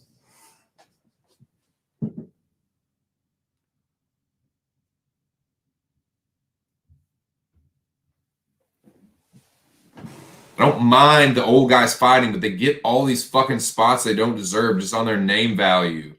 So they can promote, the longest is the most winner, the most this, the longest this. So annoying, man. So fucking annoying. I want Bobby Green to just smoke this dude. I want Bobby Green to just not fight to Jim Miller's level. Bobby Green is a good wrestler. Jim Miller is like a very dangerous submission artist and he's a good wrestler, but Bobby Green is a good wrestler, dude. He has good takedown defense. People really underrate Bobby Green's takedown defense. He has good fucking takedown defense and he has good offensive wrestling. Bobby Green, his fight IQ is what you have to worry about sometimes. His fight IQ, the mental shit, but when he's dialed in, dude, Bobby Green's a good fighter. He's a good out fighter. He's a good boxer. I think I'm going to be picking Bobby Green in the spot, boys. I think I'm going to be picking Bobby Green because he's hard to trust, but dude, Jim Miller, nah, man. It's sub or bust for him, and I think Bobby Green's going to knock him out. I hope he knocks him out. It's probably going to be a weird decision, like a split decision. I don't envy anybody having to pick that one in the Mecca. Shout out to the Rabid Dog. Shout out to Mr. Arkansas. I don't envy anybody having to pick Jim Miller and Bobby Green because it's going to be split, boys. That one's going to go right down the middle. You bet your ass. You bet your ass. Who you guys got in that one? Who you guys leaning? You don't have to give me your final, like, Regis Philbin final answer, but, like, who you guys leaning in that one? Bobby Green and Jim Miller. I won't be surprised at all if a lot of people are on Jim Miller because Bobby Green's untrustworthy sometimes. What do y'all think? Fucking old ass Jim Miller. Jim Miller's like close to my age, dude. Fucking old bitch. I'm fucking sick of these guys, man. I want to see the guys like. It's annoying. Taking Muhammad by TKO, ground and pound. Yeah, I can see that. But Muhammad is not pillow fisted either. Like he's not like Mr. fucking KO, but he has a little bit of power. And he's a beast wrestler, dude. He really fucking is, man. Bilal Muhammad is like a very solid, like, he's one of those solid, like, well-rounded fighters. Green by decision. Yeah, I think that's a smart pick. I'm going to go with Bobby. I'd talk myself into it. Yeah, that's a good one, man. It's a good fight. It's a good fight, man. Shout out to Ear, a fallen Mecca competitor. Yeah, I'm sick of that shit, man. I'm sick of it. He's fucking annoying. Oh, yeah, Jim Miller. Oh, yeah, no. He's been getting his fucking ass whooped for years. Fucking sick of seeing that motherfucker. Yeah, yeah. I hope he smashes the gas on Jim Miller because that's the thing. Bobby Green is a better striker than Jim Miller. I think he's a better wrestler. Submission, it's sketchy. But like, if he would just, I don't know. I just think he's gonna be faster than Jim Miller too. I hope he knocks Jim Miller out. But yeah, I'm gonna take Green. I'm gonna take Bobby Green in that one. Yeah, y'all can check out my picks, man. They haven't been the best this year. They haven't been the worst. I'm 28-20, I think, or 28. Someone said 28-19, but yeah, I think it's 28-20. I've been positive in all of my pick ratios as far as like wins and losses. And every fight card except for this last one. This last one was my worst of the year. Went 6-6. Shit the bed big time. But I did pick O'Day Osborne and Corey Sandhagen. Those are my two that I can like consolation prizes for that one. But yeah. Oh, I know. Same with Clay Guida and Frankie Edgar. You know, just hit and miss with them, man. I'm rolling dice with Bobby Green. I'm not mad at anybody. I'm not mad at anybody for picking Jim Miller because Bobby Green's untrustworthy. He could sub him. Miller could sub him, but that's what it is to me. Sub or bust for Miller. Bobby Green, I think Bobby Green to win a decision is the one that really like sticks out. I'm hoping for a Bobby Green TKO, but Bobby Green decision is like, to me, that's the most likely scenario. Oh yeah, nah, man. You do not parlay Bobby Green. Do not parlay Bobby Green at your own fucking peril. Yeah, parlay Bobby Green at your own fucking peril, boys, because he is not the one to anchor your fucking parlay. He is not the fucking anchor leg of your parlay. You're just asking for it. But I do like Bobby Green. He's 3 years younger than Jim Miller. At those lighter weight classes, the older you get, your chances just get less and less and less. Jack and I have talked about that before, but yeah, I just don't. You're 38, 39, 40. You better be like a legend, or I'm not giving you any fucking chance against a younger fighter in like 55, 45, 35. I'm just not going to do it. So yeah, Jim Miller's a legend. He's fought the most fights or the most wins or whatever the fuck. I got Bobby Green. Yeah. Maki Pitolo, Julian Marquez. Now, that's a tough one. Shout out to the 11 people in the building. That's a tough one because Marquez hasn't fought in a long time. He hasn't fought in a long fucking time, boys. These guys are the same age. Julian Marquez is taller by a good bit, but he has like shorter arms. Pitolo has a 3-inch reach advantage, 75-72, but Marquez is like 6 inches taller. It's weird. Yeah, it's a middleweight fight. It's tough because Marquez is kind of a bit of a question mark and might even be a little bit of a fade because of that. But at the same time, I think Patolo is kind of a fade too, man. I do not think much of Maki Patolo. So I'm kind of leaning Julian Marquez, but it's like, it's sketchy, man. If you pick him, you're going to be sweating because of the inactivity. Patolo's been more active. I don't think he's a great fighter. He's been losing most of his fights, but he's been more active. He's definitely been more active. I mean, Marquez, you know, he has the win against Darren Stewart, which is a pretty good win. He has the head kick win over Phil Hawes. He has some decent wins. He has a decision loss to Alessio. It's not too bad. Not too bad of a loss, but man, it's like 2018, 2019, 2019, 2020, 2020. Yeah, it's been almost, dude, it's been almost 3 years. It's been almost 3 fucking years.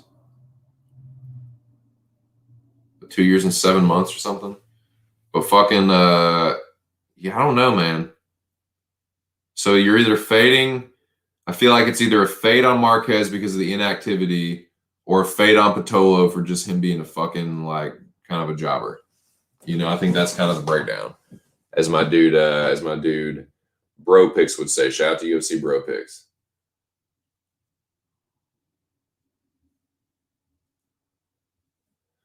Yeah, he did it, man. Shout out to Guida. You know, if you can beat the system, man, God, he was so clearly on the shit. He was so clearly on that fucking gear, dude. Like, give me a fucking break. The way Clay Guida, like, go back and look at Clay Guida's fucking physique for like his last 3 or 4 fights, and then look at this one. It is just such a fucking stark difference because USADA isn't testing very hard right now. They can't just like be popping around in places randomly because of all the testing and protocol and shits. They can't randomly drop in places like they could before. So they're not really doing it that hard. So you're seeing some juiced up physiques. That was one of them. Clay Guida was on PEDs in the Michael Johnson fight. Let me repeat that.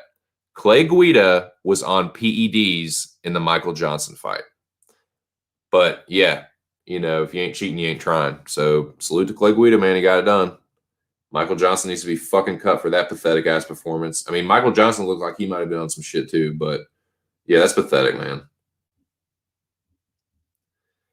I tend to agree, Cardone. I'm going to do a little taping on it, but I tend to agree with you. I think that Julian Marquez, even with the inactivity, I think he's just kind of like the better fighter. He's a little bit of a better fighter. He definitely has some better wins than Maki. I mean, dude, I've seen Maki sparked out before, bro. I've seen that dude spark the fuck out. So, yeah, I mean, Marquez is a good fighter. He's definitely got some power. He's got a nasty leg kick or head kick. So, I don't know, man. Maki, yeah, I think I might be going with Julian Marquez in that one, but I'm going to tape it a little bit. Tape it a little bit more.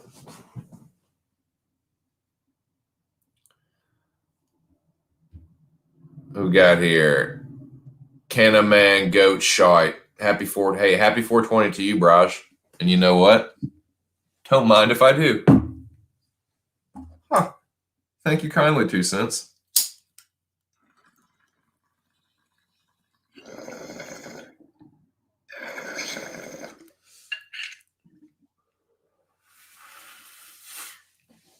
I should start doing a thing where, like, every time somebody does something or something, I take a bong rip. If I ever get monetized, that's what I'm going to do. Every time, if I ever get monetized, whenever somebody like sends a donation or something or a super chat, I'll take a bong rip. But that'll be years from now. I might be dead by then, boys. But yeah, that's you know, a man can dream. Like corpse husband a little bit, nice. You were saying what I was saying, but in a different way. Is that him with a different voice? Indeed. Indeed. Well, it must be, let's see. So if it's, so you must be in some mountain time, Bobo. You must be in some damn mountain time. You up in the mountain somewhere, Jet.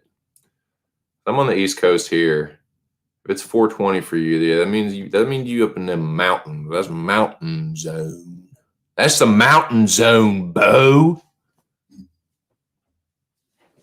That's Colorado or fucking Montana or some shit. I don't fucking know.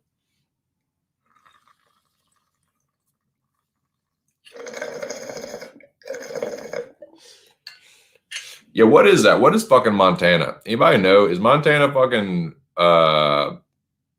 central or mountain?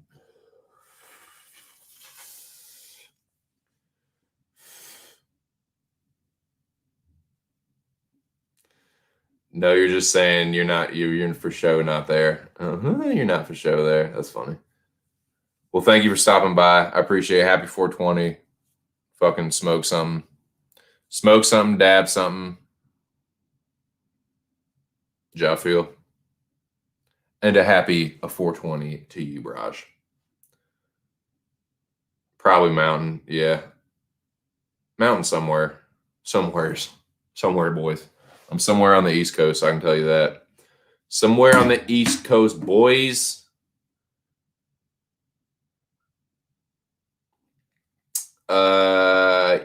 Dude, so I can't remember if it was through Idaho. I think it might have been through Idaho, but I drove through Wyoming.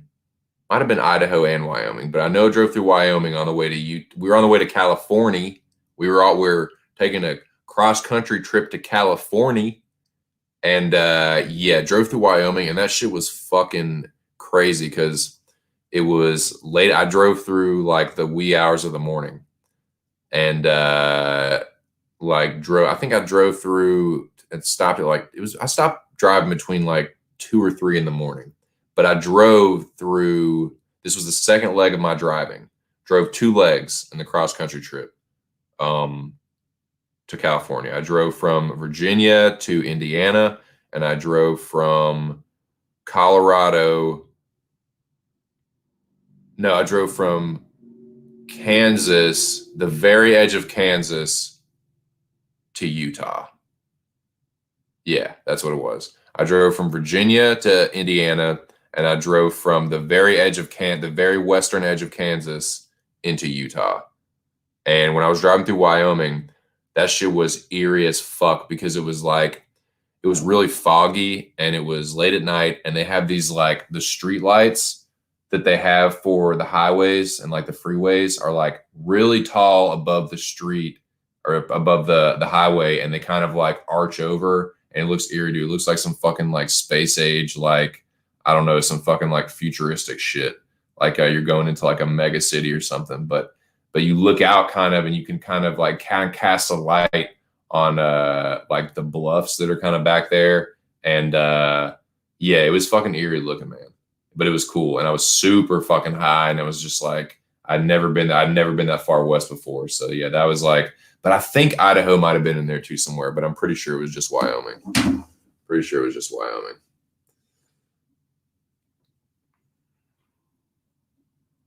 Oh, Colorado's awesome, man. I've been to Colorado. Like I said, I've driven through Colorado once, and then I actually took a trip with my dad and my younger brother, and we stayed about a week in Colorado. Had a great time. Had smoked some great fucking tree. Like it was somewhere. This was like in the mid 2000s, and so this was just like I think it was 2006. I think it was 2006 that we took this trip. So I think it was when they had just decriminalized in Denver, because for a while it was like just in the Denver area. Like it was decriminalized just in Denver and not anywhere else in the state. So I remember going there and thinking that it was just going to be like chill and like, oh yeah, dude, we're going to get fucking like I'd already told my dad, I was like, Dad, just warned you, dude, like me and my brother are going to be like looking for weed. And he was like, oh yeah, whatever. But yeah, I think they had just decriminalized it in Denver. And we went there, man. Yeah, it ended up getting some fucking goodness. And I had a great time, man. Had a great time. Went through Manitou Springs. I think that's what it's called. Yeah, Manitou Springs, where the Garden of the Gods is. It's fucking awesome, super chill. Very cool town. It's a little south of Colorado Springs. I think that's what it's called. Yeah, my dad used to live out there when he was younger, when he was a young man. Let's see, Manitou. Yep. Yep, Manitou Springs. Yep, the garden of the gods. But yeah, Colorado's awesome. I love Colorado. I'd like to go back. I'd like to spend some more time there. I'd like to go there with the missus because we both like to smoke a lot of fucking weed. And yeah, it's just it's kind of the land of milk and honey there for that right now. Always says the laws stink.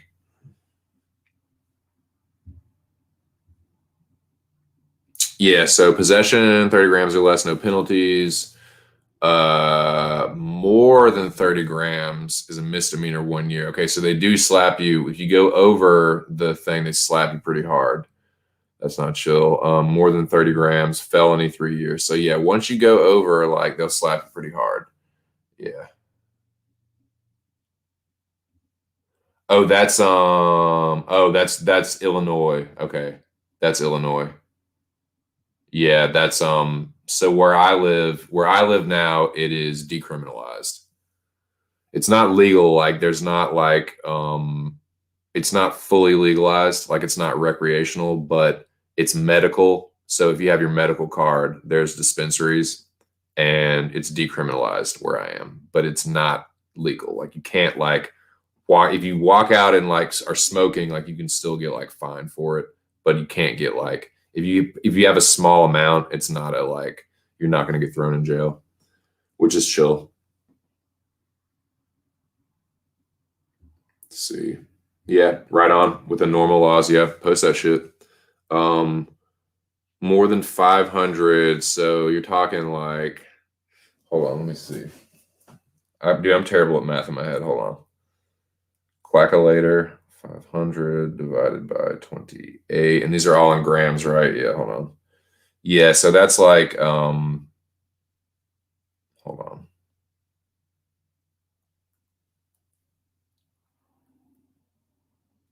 So that's 17 pounds. Yeah. So yeah, you get if you're the serious weed man, you trafficking 17 pounds, you can then they'll get you, dude. Sailor trafficking, 6 months. Let's see. Yeah, yeah, you're looking for it. Yeah. Oh yeah. If you're fucking oh yeah, of course, dude. Oh yeah, you fuck around schools, anything close to a school, you are asking to be fucked by the long dick of the law. Believe that. You do anything around a school, you're fucking asking for it. Trafficking brings a mandatory minimum sentence of twice the minimum sentence as sale of marijuana. Yeah, trafficking will get you regardless. Irregardless. Shout out to irregardless.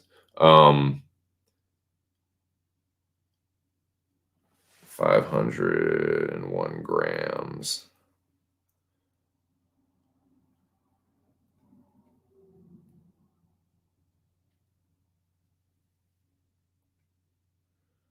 I mean, not relatively speaking, it's not that much. I mean, of course, like if you're talking about like if you're someone that like grows, I mean, yeah, dude, if you're someone that like if you're talking about someone that's a grower or you're someone that like either grows for yourself or you grow for like a dispensary, if you're doing any kind of like commercial operation, yeah, 17 pounds is fucking nothing. 17 pounds is like it's just fucking nothing. It's nothing.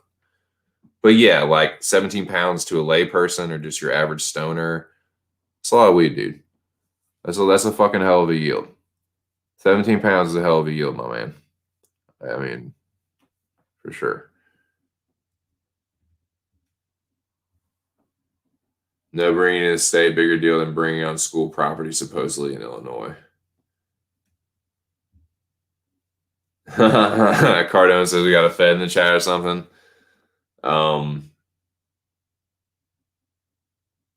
Yep.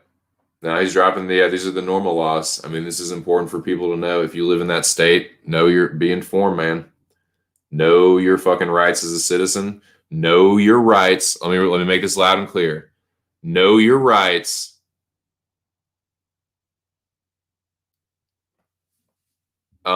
As a stoner. Seriously, man. Know your rights as a stoner. It should not be illegal, but unfortunately it still is federally. That should change now. Let me make this clear now. I'm not political. I'm no longer affiliated with any political party. I used to be affiliated with the Democratic Party. I'm no longer a Democrat. I am a fucking political. But it is mask off time for the Democrats. They're in control of both houses of Congress and they're in control of the executive branch. There's no fucking reason on hell, earth, heaven, whatever, the universe, otherwise, there should not be full fucking legalization. There's no way. If alcohol is going to be legal, alcohol is straight up man made fucking poison. Straight out. It's poison, dude. Alcohol does not occur naturally. You have to make that shit. You don't have to make weed, you grow it. So, yeah, there's no reason for it not to be legal. The pressure's on Democrats. Everyone's looking at you. Can't blame the Republicans anymore. You can't say the Republicans are kneecapping you. Full legalization. If alcohol is legal, weed needs to be legal. It's so less harmful than alcohol.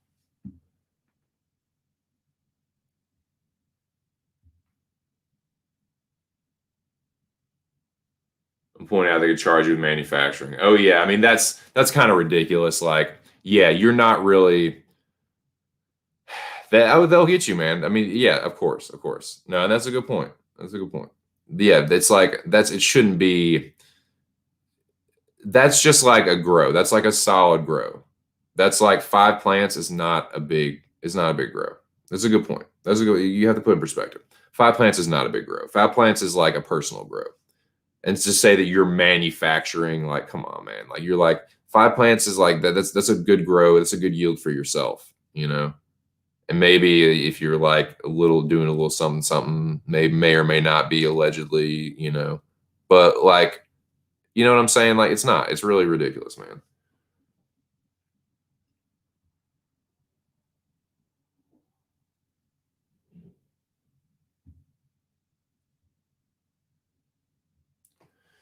Yeah, you would think it would only be that, but like it's yeah, man, they always try and fuck you, dude, because it's still not like streamlined with the laws. It's still like such a federal penalty. So you have those prosecutors, those like they're just fucking foaming at the mouth, they're fucking drooling, trying to get those big fucking like seeing who they can still bust for this shit. It's fucked up, man. It shouldn't be like that. Because look, you can take the shit. It makes me sick, man. Like I said, I used to live in Virginia, and what these people do in Virginia is these rich motherfuckers will get, they will start these vineyards. They'll buy up all this farmland, and they'll start these vineyards, and they will get rich because they'll write the shit off, saying, "Oh, well, I'm using this to cultivate the land. I'm using this to beautify and cultivate the land." When really they're just using it to make fucking booze and they get rich off of it and they can write it off on their taxes. They're like tax havens for fucking rich people, like doctors or lawyers or whatever. And they're like, oh, I don't really want to fucking, do anything. I'll just go start a vineyard in Virginia. I'll buy up this fucking farmland and I'll just start it. I've seen it everywhere, dude. I used to work on some of them. I used to do landscaping on this one vineyard. Like, it's beautiful. It's gorgeous. So bucolic, so gorgeous. Rolling hills, mountains in the background. Oh yeah, a little fucking vineyard there, right in the heart of Virginia in the fucking Shenandoah Valley. Oh yeah, so beautiful. But they're just like little tax havens for rich people. And they're fucking peddling booze. They have tours, man. They have like wine tours where these people get shit hammered and they go from vineyard to vineyard to vineyard to vineyard, shit fucking hammered with their kids, having a fucking ball, drunk as fuck. It's mayhem. But no, don't nobody give a fuck. Don't nobody give a fuck about that. It's chill. They have all the man in Virginia. There are all these social events organized around getting fucking drunk as fuck on alcohol. But they're fucking putting people in the slammer for large amounts of weed. It's ridiculous. It's fucking ridiculous. Telling you, man, you ain't seen. You want to see some fucking drunk, irresponsible drunk motherfuckers, some irresponsible bougie fucking drunk wino ass drunk motherfuckers. Go to Central Virginia on Saturday and hit the wine trail. Hit the wine trail around Nelson County, around 151. Hit it. Hit the brewery and wine trail. One big drunk happy family, but weed's illegal. Sorry, I'm gonna get off my soapbox, but that's my little rant on that shit, man. It needs to be full legalization. You want alcohol to be legal, fine. You're not gonna stop that. You just need to stop it with the weed thing. You stop with the weed shit. I've seen too many of my friends get arrested and go to jail over some fucking small amounts of weed, and it's just fucking retarded, man. Credit to Virginia. I thought that it was gonna take a lot longer. I thought they were gonna be one of the last states to fall, but just bullshit, man. Just bullshit. Scott Brown says, no press conference at Eminem school, old school, just don't give a fuck. Dana, look him in the mask. Did Dana approve of his likeness being used by Eminem? I have no idea. Scott Brown. I did see that shit though. Look, bruh, anyone knows moving weight goddamn well they breaking the laws. Keep your lawyer money on deck and shut the fuck up. That's what Cardone says. Yeah. He says, keep your fucking mouth shut about the laws and shit, and keep your fucking lawyer on deck if you balling like that, player. He said, if you moving that shit, if you balling outrageous, if you fucking really got it like that, then you already know it like that. What's understood needs no explanation is what Cardone is saying to you, bruh. That's what he's saying to you, Wody. No, I'm just fucking around. Yeah, it's way more harmful, dude. Alcohol is way more harmful.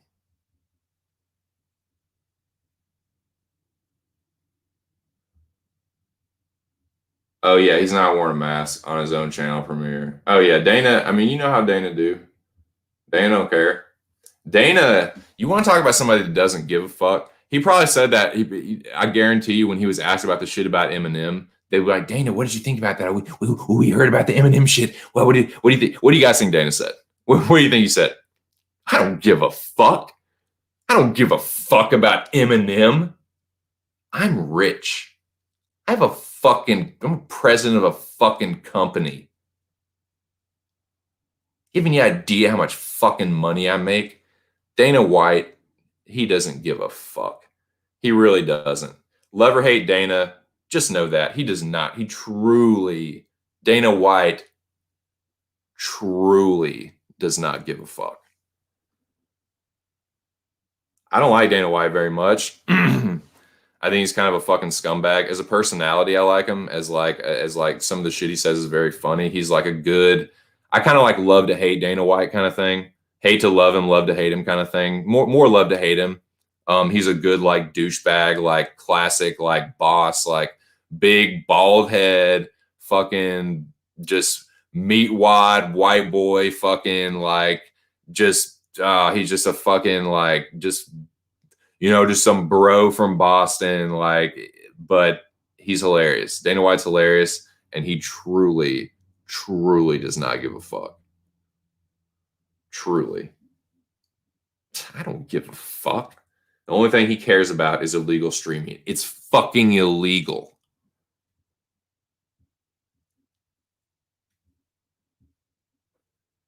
If you got your medical marijuana card, you can home grow. Yeah, it's same here, but it's very small. It's only like 1 or 2 plants. It's where I live is very small. I consider it a privilege. Welcome to America, KKK. Jets. That's my dad's team. My dad loves his fucking Jets. Oh, he doesn't give a fuck, dude. Dana doesn't give a fuck. He does not give a shit. That's what I'll say too. Get COVID. I don't give a fuck. Fucking Dana White, man. He's just one of a kind. He'll be missed when he's gone. He's definitely an entertainer. He's definitely a fucking entertainer. He's fucking funny, man. He's a character, dude. He has some like Dana White has some legendary sound bites. Like he's someone that's like good to like. He's like a good heel. Like he's. Like I said, I kind of just like love to hate the guy. I really do.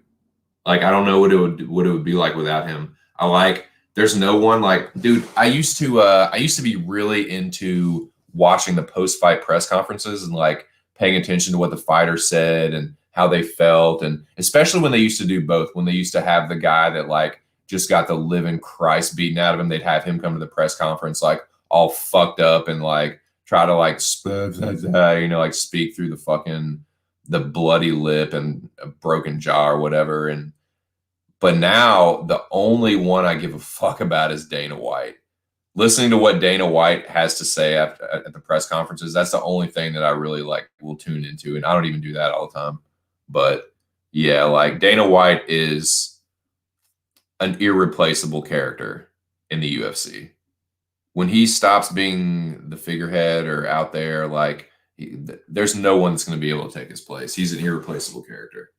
I've heard that question asked, like, who are some of like other than the fighters, like who are the most recognizable? Like, and some people say commentators, some people say like, Bruce Buffer or shit like that. Nah, to me it's Dana White.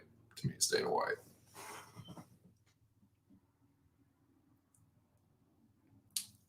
Oh, it neither would surprise me really. Neither would surprise me. And to be truthful, yeah, like at the end of the day, he'll be pissed, but at the end of the day, I don't give a fuck. Give a fuck what Eminem thinks. I guarantee you he's on some shit like that.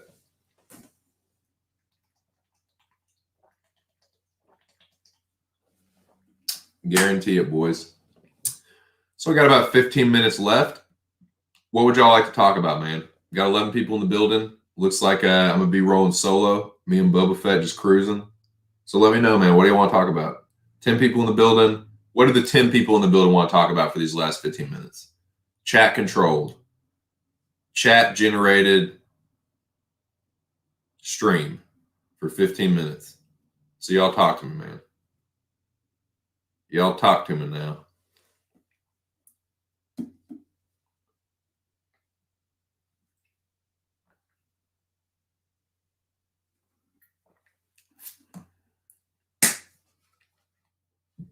I'm gonna let's see what I got going on this binger. I might need to repack this thing. Cash it out.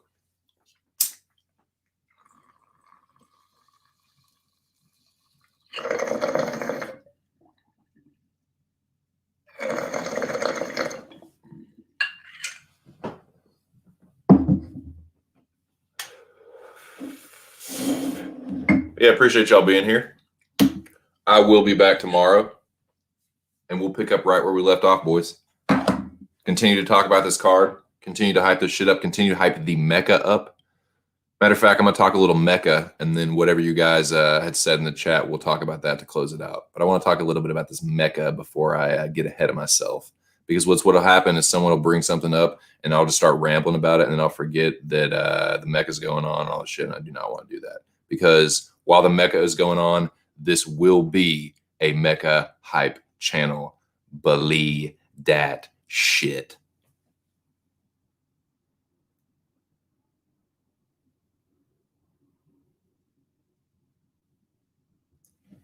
Got to find your papers.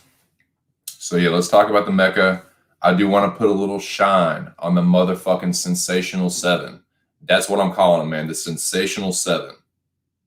That's who's still, dude. Out of 20 competitors, and I'm telling you, boys, if you haven't been can of goat shit, you need to check out. You need to subscribe to Mr. Arkansas. Get up on this Mecca shit. It's a UFC prediction / social challenge competition. Kind of like the challenge, like the MTV challenge. It's kind of like that. So you make UFC predictions. Excuse me. You make UFC predictions. If you do good, if you make good picks, you're safe. If you don't make good picks and you fuck up, you get in the bottom and you can be eliminated. So there's vote offs, there's twists. Ark is always adding something new. There's like a higher power where they can eliminate someone themselves, like without the vote off, it's just bam, that like one of the bottom 3, you're out. So there's shit like that. There's twists. I was in it. I got eliminated this past week. I was 8th place out of 20. There's 7 left. I'm coming to you, boys. I was the last one to fall. I was the last one to fall in the Mecca. And there are 7 left. And then there were 7. Then there were 7. God, Scott, you were just fucking simping left and right. Simping for Hebus, simping for Viana. I mean, I get the Hebus. I'm a Hebus simp. I mean, Amanda was heartbroken after her loss, man. I had to take care of her. You know, I had to, I had to rub her feet.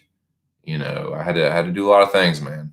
I had to do a lot of things. You know, the wife's consoling over him. You know, I had to, Megan. You know, I got to deal with Megan too. You know, she's down on herself.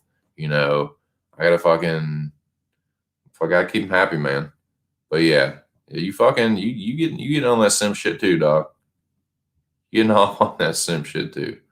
Hypothetically, who would you replace Dana with if you really had to? Like, if it's Chael. Oh yeah, someone like Chael. It'd have to be a character like that. Chael is a good figurehead. Like, he's a politician and he knows how to, like. I just don't know. Like, Chael would have to keep it serious, man. I mean, he wouldn't have to, but like Chael. I don't know, man. Chael is a little bit of a wild card, but I mean, I guess that would be. I would just never know when he was serious or not. But I guess that would be too bad. That's actually a good shout. That's a good shout, dude. But off the top of the head, yeah, he would definitely be one of the front runners. Yep, still alive, man. I'm gonna go for about 10 more minutes. So this is the tail end of it. But I'll be back. I'll probably do a live at 5 tomorrow. So I'll be back at 5 p.m. Eastern Standard Time tomorrow, boys. We'll pick it right back up. We'll talk more about this fight card. And yeah, but let me talk about this sensational 7. Still in the Mecca. Got 11 people in the building. Appreciate all you guys being here. We've been in double digits for a good hot minute for most of the stream. I'd say for most of the stream we've been in double digits.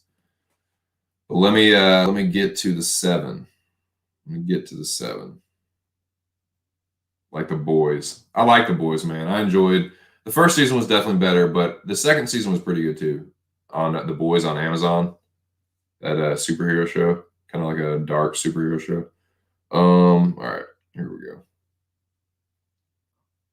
Here we go, the sensational 7. You ready? Y'all fucking ready for this shit, man? I'm not ready. I'll tell you what, I'm not ready. I gotta fucking tap this banger out. This fucking banger out. It's definitely not done. Frustrating, man.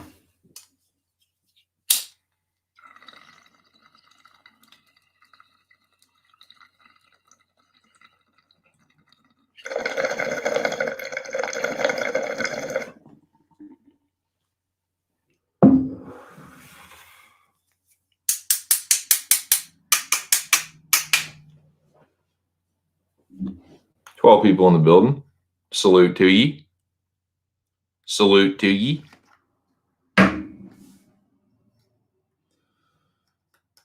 Refill this thing for one last hoorah. Ferda. One last hoorah, Ferda.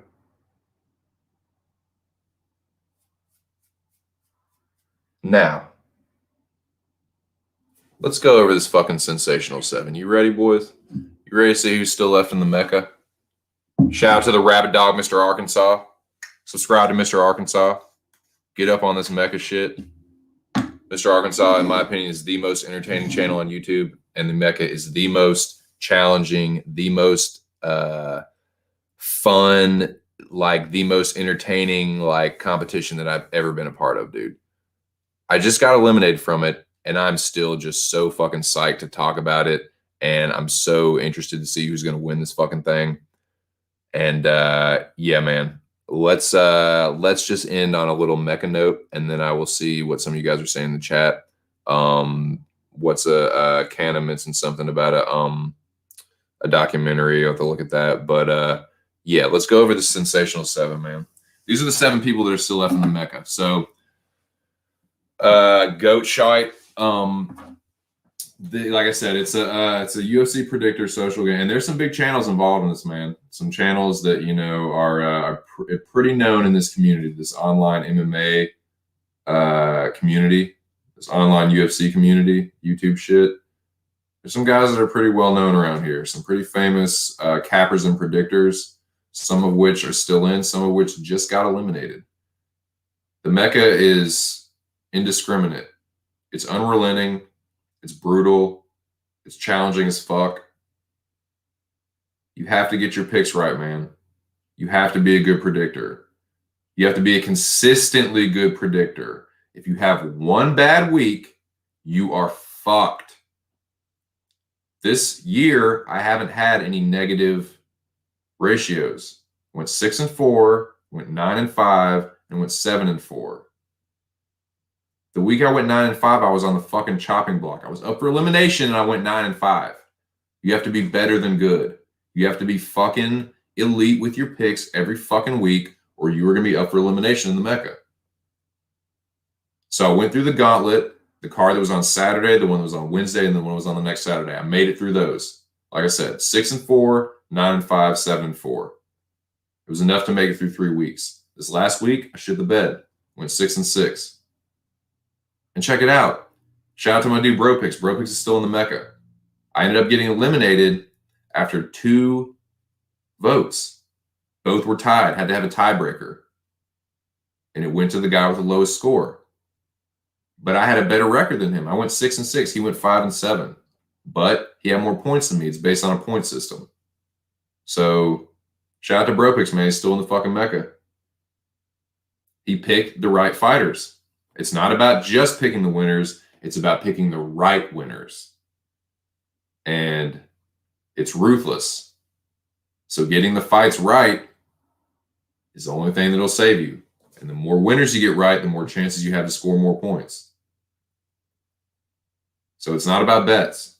It's not about the value of your bet. It's about, it's a little bit about that with the value of the points you might get, but it's not about, I'll take a little chance on this for a little money. No.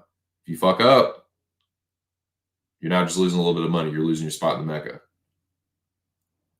And I think that, this season has been really challenging. So these are the sensational 7, man. These are those that are still left in the fucking Mecca. You ready? Motherfucking Money Mills, MMA Locker Room. You can find Mills over at Pub Sports Radio. Shout out to Mills. He does excellent interviews. Check out his interview with Adrian Yanez and most recently Miranda Maverick. Mills is still in the Mecca. Jacksonville Zoe. He's another Pub Sports Radio guy. He fucks with Arc Heavy too. Jacksonville Zoe got the higher power and eliminated MMA Prediction Guru. Guru's got a big channel. He's had Sam Alvey and shit shout him out. Zoe gave Guru the chop. So shout out to Zoe. That's number 2 of 7. This is the sensational 7, boys. If you're just joining me. These are the 7 people that are still left in the Mecca. The most challenging competition on planet Earth.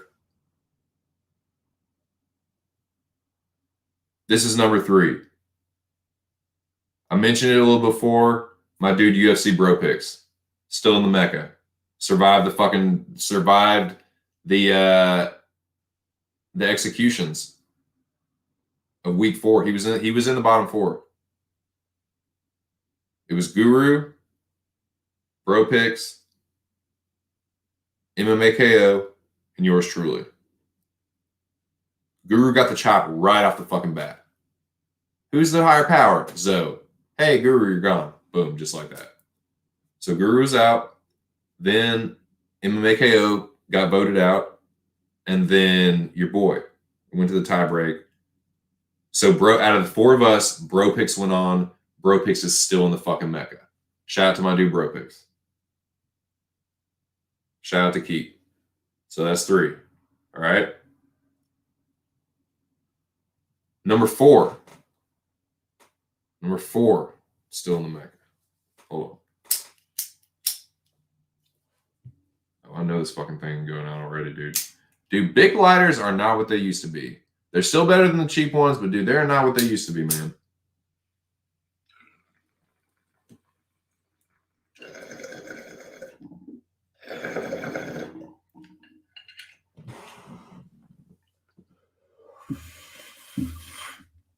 I'm gonna expand on that a little bit when I have the missus in the stream on Thursday, because she has a lot of experience with this too. We'll talk more about that, but the big sliders are not what they used to be, man. They don't last as long. They don't flick as easily.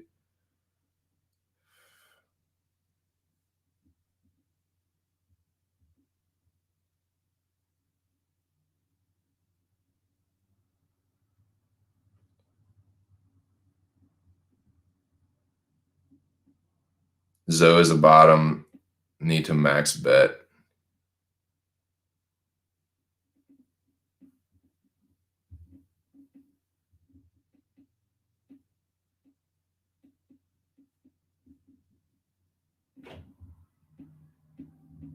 Get yourself a herb iron. Yeah, you don't have to put the normal laws. You guys can just check out the normal laws. Don't spam the normal laws for all. Like, you can put some of them up, but don't just continue to put like, this is the one for this day. This is the one for this. Yeah, don't put that, because definitely it won't even be me. Someone else will smack you for that. But yeah, no, you're more than welcome to be here and talk about weed and shit. But like, don't just put like normal law, normal law, normal law. You can look that shit up yourself online. But I encourage everyone to do that and to know your rights as a stoner and to yeah. But yeah, where were we? Where were we, boys? I think I was about to take a bong rip, and I think we were about to get to number 4. I think number 4 is, yeah. So we got Mills, Jacksonville Zoe, Bro Picks. Number 4 is another Pub Sports Radio brother. DFS by the numbers, a.k.a. Brady, a.k.a. the Brain. Shout out to Brady. He's a good dude. He's a good predictor. He's still in the Mecca. The sensational 7 is what we're talking about here, boys. The sensational 7. We will definitely cover other topics tomorrow, but right now, we're talking about the Mecca. So, 4 down, 3 to go. These are the final 7 still left. Only one of these guys can win. Next up, we got Zabist.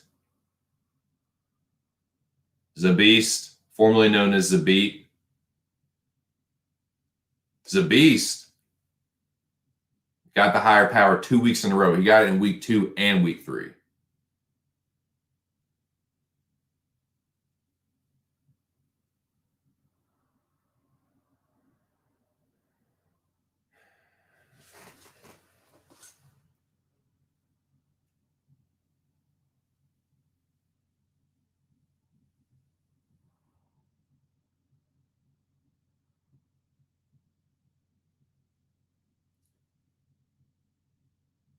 Yeah, I'm sorry. You're being a little bit of a distraction, man. I'm not trying to be a dick, but like, yeah, Cardone, like, if you're sitting there arguing with Cardone, like, I can't flow with it, man.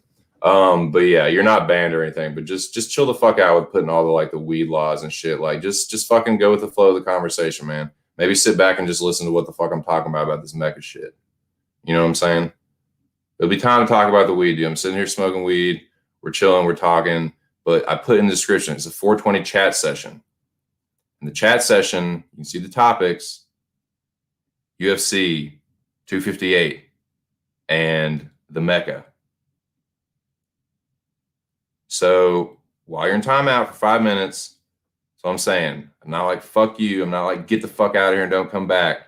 But I'm just talking about this one thing right now. And you're sitting here talking about all this other shit, and it's a distraction. Because now you got Cardone, like, you know, it's pissing Cardone off. Cardone is the homie. So just chill. Just chill with all the shit. Just like kick back. If you don't know what we're talking about, I understand. I get it. But just listen to what I'm saying. If you're interested in chilling here at the channel, just listen to what the fuck I'm saying about this Mecca shit. If not, don't just like try and bulldoze your way through the conversation and chat about some shit, because I am attentive to the chat. This is shit that Ark was talking about the other day. You're fucking sitting there talking about shit in the chat. Has nothing to do with what the fuck I'm talking about, dude. It's fucking annoying. So please, if you're gonna come back, I understand some people, you time them out and they're just like, fuck you, and they leave. I get that. That's fair enough. Fair enough. But if you do come back, I'm not like, fuck you, get out of here. I don't hold grudges, but just chill. Just go with the flow, man. That's all I'm trying to say. All right. Yes, right now, yes. There's time. We'll talk about some weed, dude. We'll talk about some weed because that's what I do. I do jump around a lot, but I like to try and keep it on one or two things. And then when I'm done talking about that, I'll talk about some fucking weed and shit. Or movies. I like to talk about movies. I like to talk about music. I like to talk about fucking comics sometimes. I talk about a bunch of other shit. But like, we're talking about this fucking like shit right now. So just chill. Fuck. You're all worked up, man. You're getting Cardone worked up. You're getting me worked up.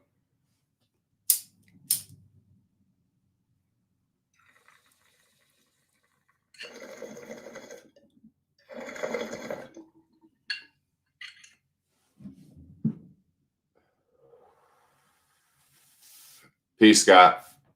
Have a good one, dude. Cardone says peace in the Middle East.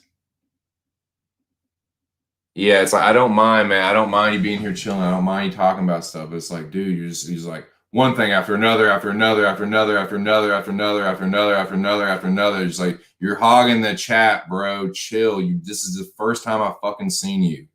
It's the first time I've fucking seen you. Peace, Noah. It's like the first time I've seen you in here, and you're just like, just like, yo, yo, yo, yo, yo, yo, yo, yo, yo, yo, yo, yo, yo, yo, yo. Chill.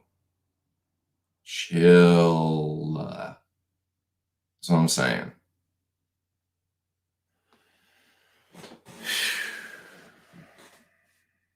I'm all out of sorts.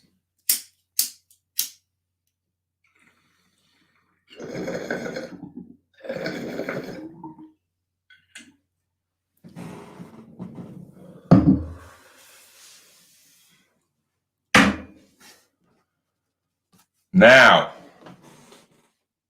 get back to this. Get back to the Sensational 7.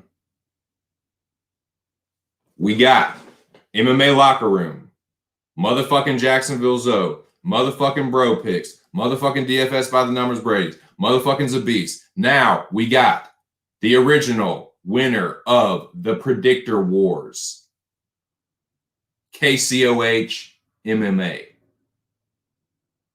KCOH is a heavy hitter in the Mecca.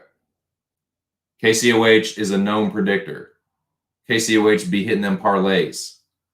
You want some good parlay advice? Holler KCOH. If you putting them parlays together. KCOH, like I'm saying, I've said this before. There's different styles of betting. There's different styles of gambling. Some people like to hunt for dog spots. Some people like to look for underdogs. Shout out to UFC Bro Picks. Shout out to Rogue Strummer. Mr. Arkansas likes to do that too. They like to look for underdogs. And they're good at hitting them too. All those guys.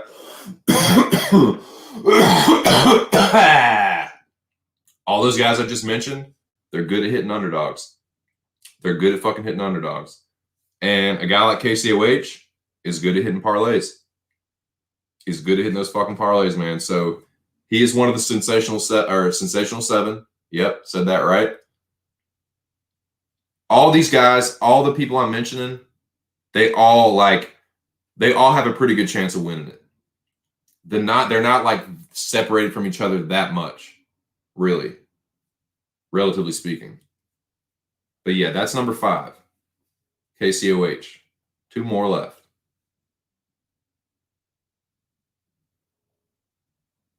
Wait, hold on. 1, 2, 3, 4, 5. Nope, 1 more left. 1 more. And I win and save the best for last. We have motherfucking General Alex Ramirez. The motherfucking general is still in this motherfucking Mecca. I couldn't be happier for him.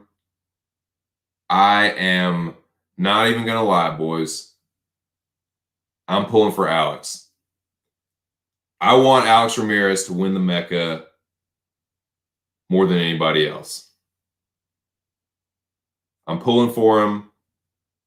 I don't think a lot of people thought he would make it this far. I'm definitely rooting for the homie Alex Ramirez. But yeah, good luck to everybody, man. I'm pulling for a lot of people in this shit, man. Pulling for bro picks. Definitely pulling for my dude Mills. Brady. I'd be happy for Zoe if he wanted to. Like, I don't have a problem with anybody that's still left in the Mecca, man. Zabist or KCOH too, man.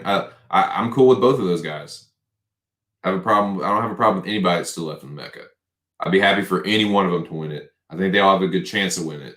But the one I'm rooting for the most is the general, for sure. But that's it, man. There's only 7 left. There's only 7 left, baby. Shout out to the 13 people that are still in here, man. Shout out to the 13 people that are still in here.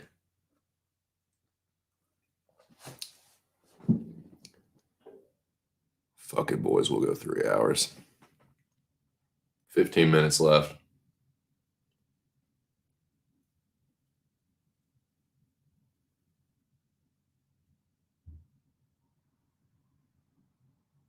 Here says for the guys with left, his number 1 with a bullet is Zabist.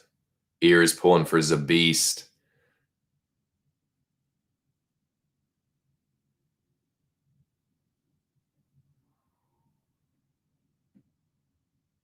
Right on. Rock and roll. Sounds good, man. Sounds good to me. It is all good. Noah says Brady, Zoe, and Mills got their own shit going on too. They multi-hyphens. Yeah. Hey, they shout out to those guys at Pub Sports Radio, man. Pub Sports Radio in the Mecca strong, baby. Pub Sports Radio boys is in the Mecca strong. You know? I like to consider myself a Pub Sports Radio associate. I'm cool with pretty much all those guys over there, so yeah. Yeah, shout out to them, man. Shout out to Slaughter. The El Jefe was in here a little bit earlier.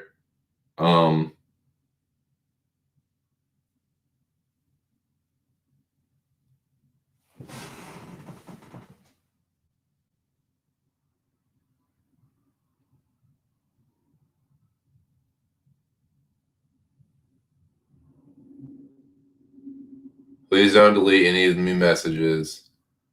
I won't. Well, that's what I'm saying. Like, just chill with like the constant, like, just go with the flow of the chat, man.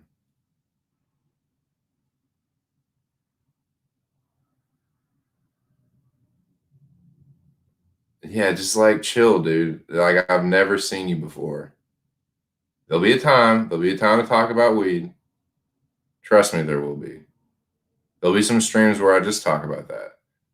But this one, you see the title, is about UFC 258 and about this competition because it's directly correlated.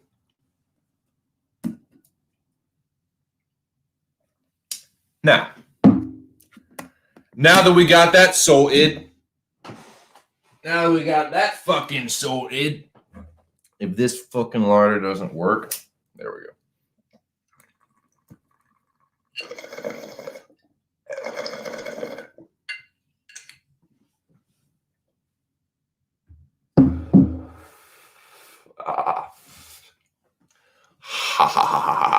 Good business. They're very much telling the jokes right now. It's very much funny right now. Yes. Let's see. There's 7 left, boys. I don't know. I don't know. I really don't know. Oh, it would be so tight. Yeah, some people say that the first season of the Mecca doesn't even really exist. Some say it's just it's been stricken from the records. Some say it's a figment of the imagination. Some say that it's really wasn't there at all to begin with. It's tough for me because I have memories of that. I remember being there. I remember I have the scars. I have the fucking the battle scars. I have the marks on my helmet.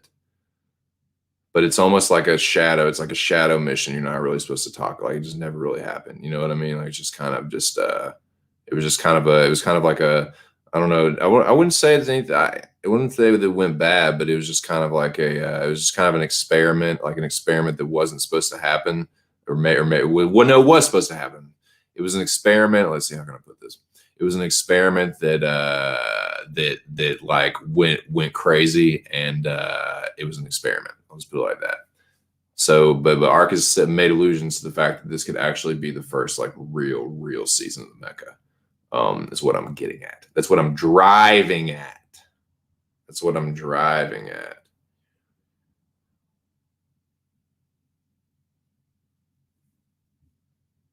Yeah. Okay.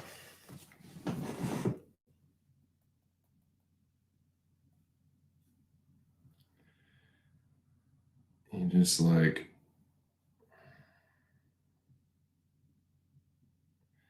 some people are just such knuckleheads, man. They just don't fucking get it.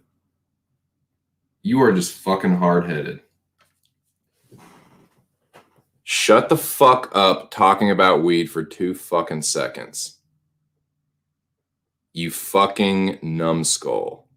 Shut the fuck. Shut the fuck up. Do you know what shut the fuck up mean? Craig Robinson is so fucking funny in that movie. But do you know what shut the fuck up mean? and Matheson. They're not here, Ted. Yeah, that'll be the last. That'll be the last that you fucking interrupt my flow, the flow of my stream. That'll be the last time you interrupt the conversations. That'll be the last time you upset Cardone. Be the last time you upset me. So yeah, you've spammed your last message, my friend.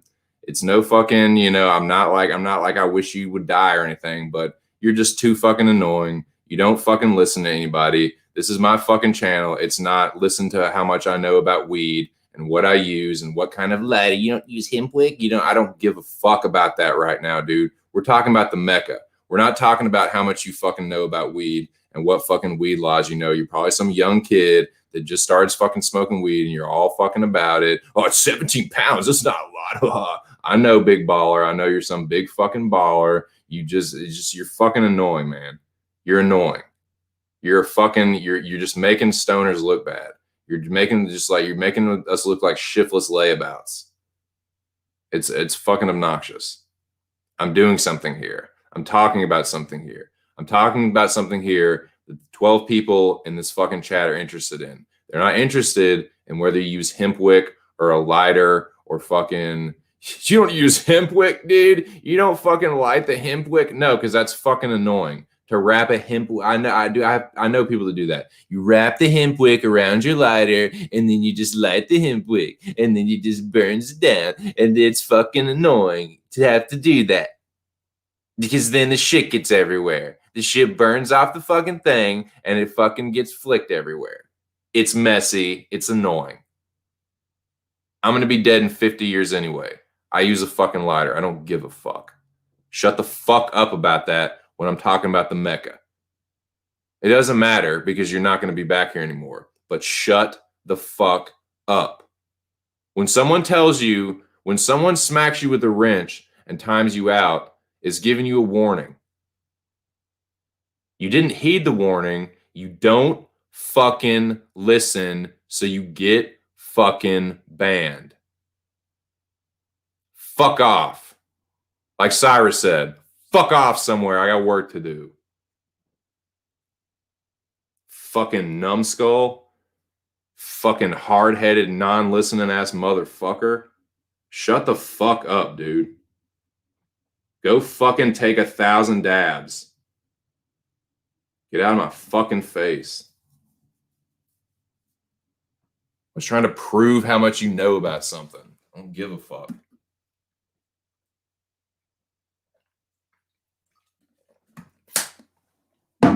I'm the fucking chucklehead. I'm the swinging dick. Shut your fucking mouth when I tell you to. When I fucking put you in timeout, and you come back, and you don't do what the fuck I just told you do, you're gonna get fucking smacked. For good. Forever. Forever. Anything you don't fucking understand about that? God damn. Swear to God, these kids don't fucking listen sometimes. Knuckleheads, dude. Fucking knuckleheads. Jesus Christ. There's a generation gap, boys. There's a generation gap. I don't get these fucking some of these young kids, man. No disrespect, no disrespect to some of them, but some of them are just like they just don't fucking listen. They're just mush mouth little fucking nimrods, man. Little fucking dinguses. Fucking fleebs.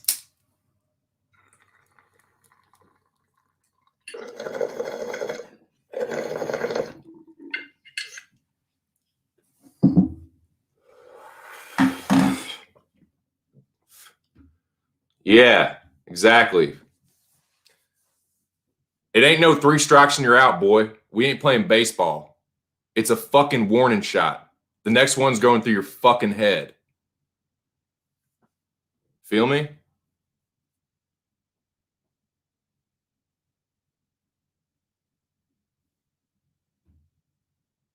No, don't use a hempwick bra. It is not heady enough to use a hempwick bra. I'm not a heady enough for that, dude. Fuck, man. Fucking nincompoops, dude. Little fucking nincompoops. And yeah, I can't end on that, man. So I got to keep going for a little bit more because I can't end on that. I'm not going to let that motherfucker control how I feel on this stream. I'm going to get past that. I'm going to talk a little bit more about UFC 258, talk a little bit more about the Mecca because I'm really interested to see what's going to happen this week, dude. Look, there's been twists every fucking week in the Mecca. There's going to be a twist this week too. And there's 7 left, dude. So you know there's no more teams. There's like it's getting tight, boys. Tight, boys. Telling you.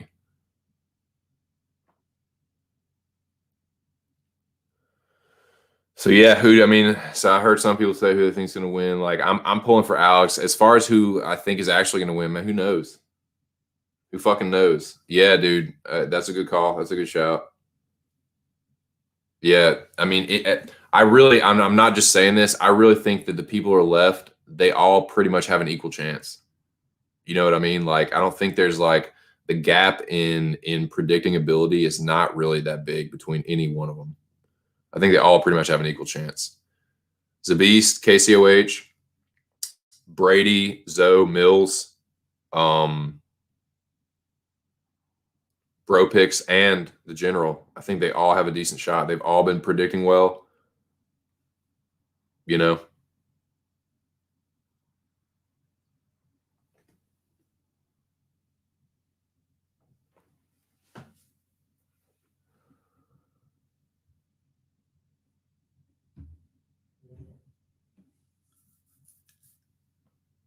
I like the idea of a double champ. Oh, yeah. I mean, I don't mind that either, dude. I don't mind either, Cardone. I really don't, man. So what do you like? So you thinking like 2 people like the same? Like what do you say? What do you mean by that? Do you mean like 2 people just being champion? Or you think or you mean like double champ? I don't know.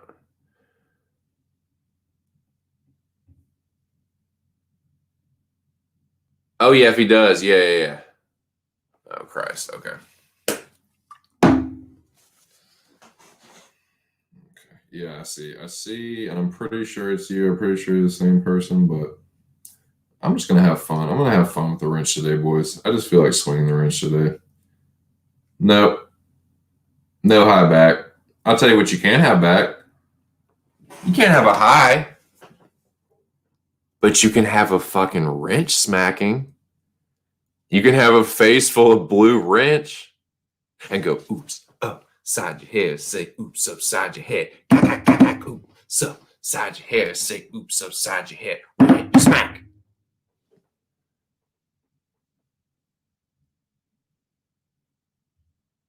Oh, I see what you mean. I see what you mean. Yeah, I mean that's a hell of a feather in KCOH's hat. KCOH already has some clout coming into this as Predictor Wars champ, but yeah, that's that would be the equivalent of Overeem winning the UFC title, which sadly will never happen again, I don't think. But dude, if KCOH won that shit, if he won Predictor Wars and the Mecca, especially after season 2 being such a like difficult season, man, that's pretty legendary, dude. He would have some serious clout after that one, man. He would be known in these parts for that shit.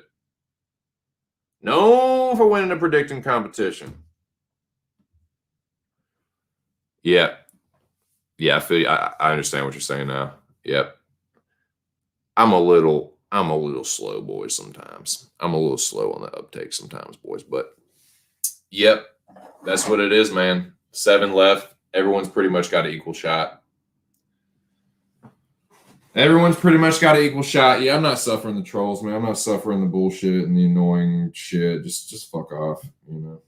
Just fuck off. But I think I'm going to wrap it up, boys. I'm going to stop it at 7:30. It's almost 7:30. We'll stop at exactly 7:30. What say? So for tomorrow, let's go ahead and look ahead to tomorrow a little bit. Be a little proactive. I'm trying to get better at that. So what do we talk about? What do we fucking talk about, boys? Jesus Christ, what the fuck is going on here? I have like all these windows open up.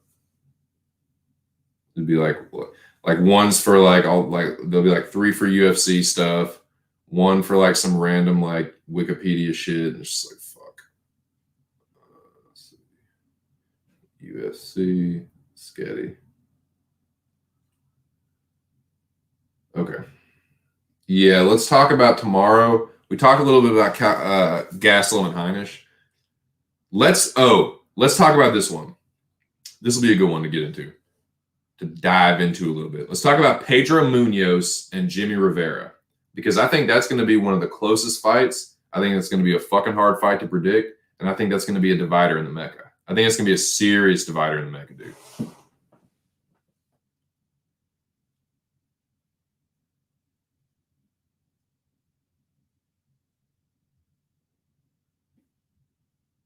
What did somebody fucking say? Oh shit. Yeah, it's a curse word. Yeah, you gotta fucking you gotta censor that. Yeah, rest in peace, Buster.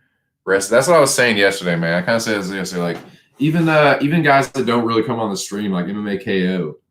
Shout out to MMA KO. Like he like stood for himself, and he stood forth in the chat after he got eliminated, and like thanked Ark, and like you know what I mean. Like you just like Elo and even Guru, man. They just fucking cut and run, just like ducked.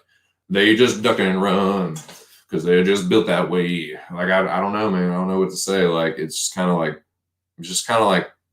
just fucking weak notch, dude. It's just kind of fucking weak sauce. It's I don't know. Yeah, it's just take the fucking L, man. Just take the fucking L. But you just like had to just like scamper away, and like Elo had been doing all that shit talking, and then he just gets fucking bounced. I was just like sleeping. I didn't really care about the Mecca. Whatever. Shit all over your bed, Elo. Shit all over your new fucking furniture that you bought with the experiment money. It's weak, man. Like, you couldn't even you talked all that shit, you were this and that. Oh, I'm this champion. Like, you don't even thank the guy that like put you in the competition. You just bounce it. You don't say a fucking word. I know you're a little mouth breather, but you don't even like come in the chat and like Like you only have the balls to go on like Xavier's fucking like you only go on Xavier Chase shit, but you won't come on like Arcs. Like you come on stream before, dude, but you just like you always can't for some reason, or you won't. You just fucking like with your mouth breathing shit. So yeah, like yeah, tough shit, man. Like, but that's just weak. And Guru too, man. Guru ain't no better. And Guru's even worse, man, because okay, at least if Elo has the excuse of he doesn't go on stream that much. At least he's not like as like confident with getting on stream and talking and stuff. Guru has no excuse, man.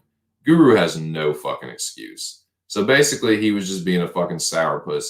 Even Rogue Strummer was pissed about getting eliminated from the Mecca, and like that was the night that me and him got into it, man. And he was, but he got on camera and said, "Hey, man, like yeah, I'm out." Like, and thanked Ark and shit, and like so respect to Rogue Strummer, man.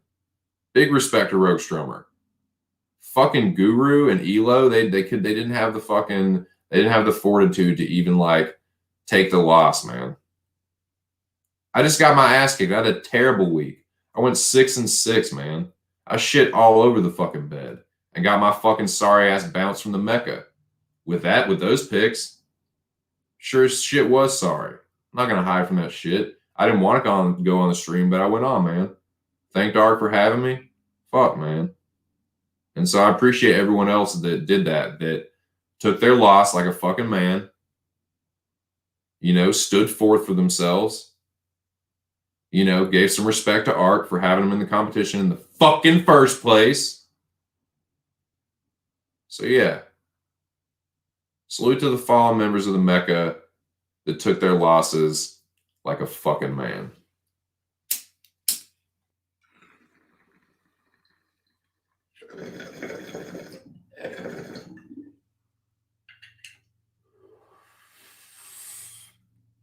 That's a pretty good note to end on, boys.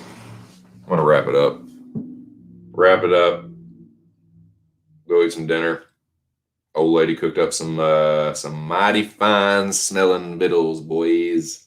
I'm gonna dig right into them. Like I said, Thursday, be on the lookout Thursday. I will be doing another stream with Lady 2 Cents. Me and the missus will be doing a stream on Thursday. We will be talking about UFC. We'll be talking about WWE. We'll be talking about all kinds of stuff, Mecca, all that shit. So yeah, check it out Thursday at 6. It'll be the mix at 6. Tomorrow, boys, I reckon we'll be live at 5. So 5 p.m. Eastern Standard Time. I repeat, 5 p.m. Eastern Standard Time.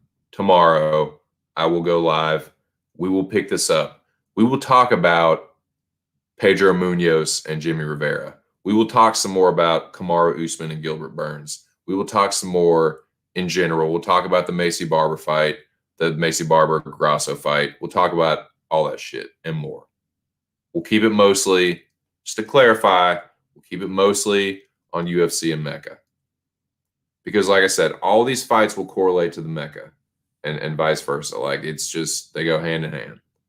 So yeah, I appreciate all you guys coming through. Appreciate you guys sticking with me. 10 people in the building still, 10 people strong. We've been holding double digit strong, boys. I'm proud of that. I'm real proud of that. And it's thanks to y'all. So I appreciate y'all. Y'all made the stream happen.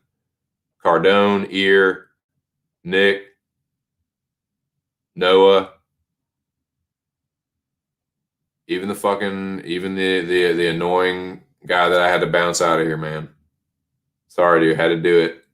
Got to keep it real. I'd rather quit you than shit you. Had to quit you. Got to keep it real, though. Yeah, shout out to all the guys at Pub Sports Radio, man. Shout out to all those guys. Shout out to Jeff Slaughter and company. Boston Nick, Mo Scream, Big Mo Sports, MMA Locker Room, Big Show Picks, Brady. There's too many of them. I don't want to leave anybody out, man. But like, check those guys out. Pub Sports Radio, Pub Sports Network. If you're in the San Antonio area, go to Southtown 101. Holler at Jeff Slaughter. Tell him 2 Cents sent you. Yeah, appreciate you guys, man. Appreciate y'all. Scott Brown, the General, Jackie Boy.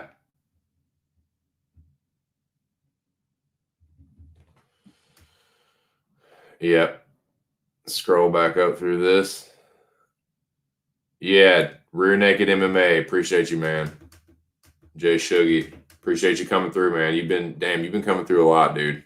Might have to give you a wrench here before too long.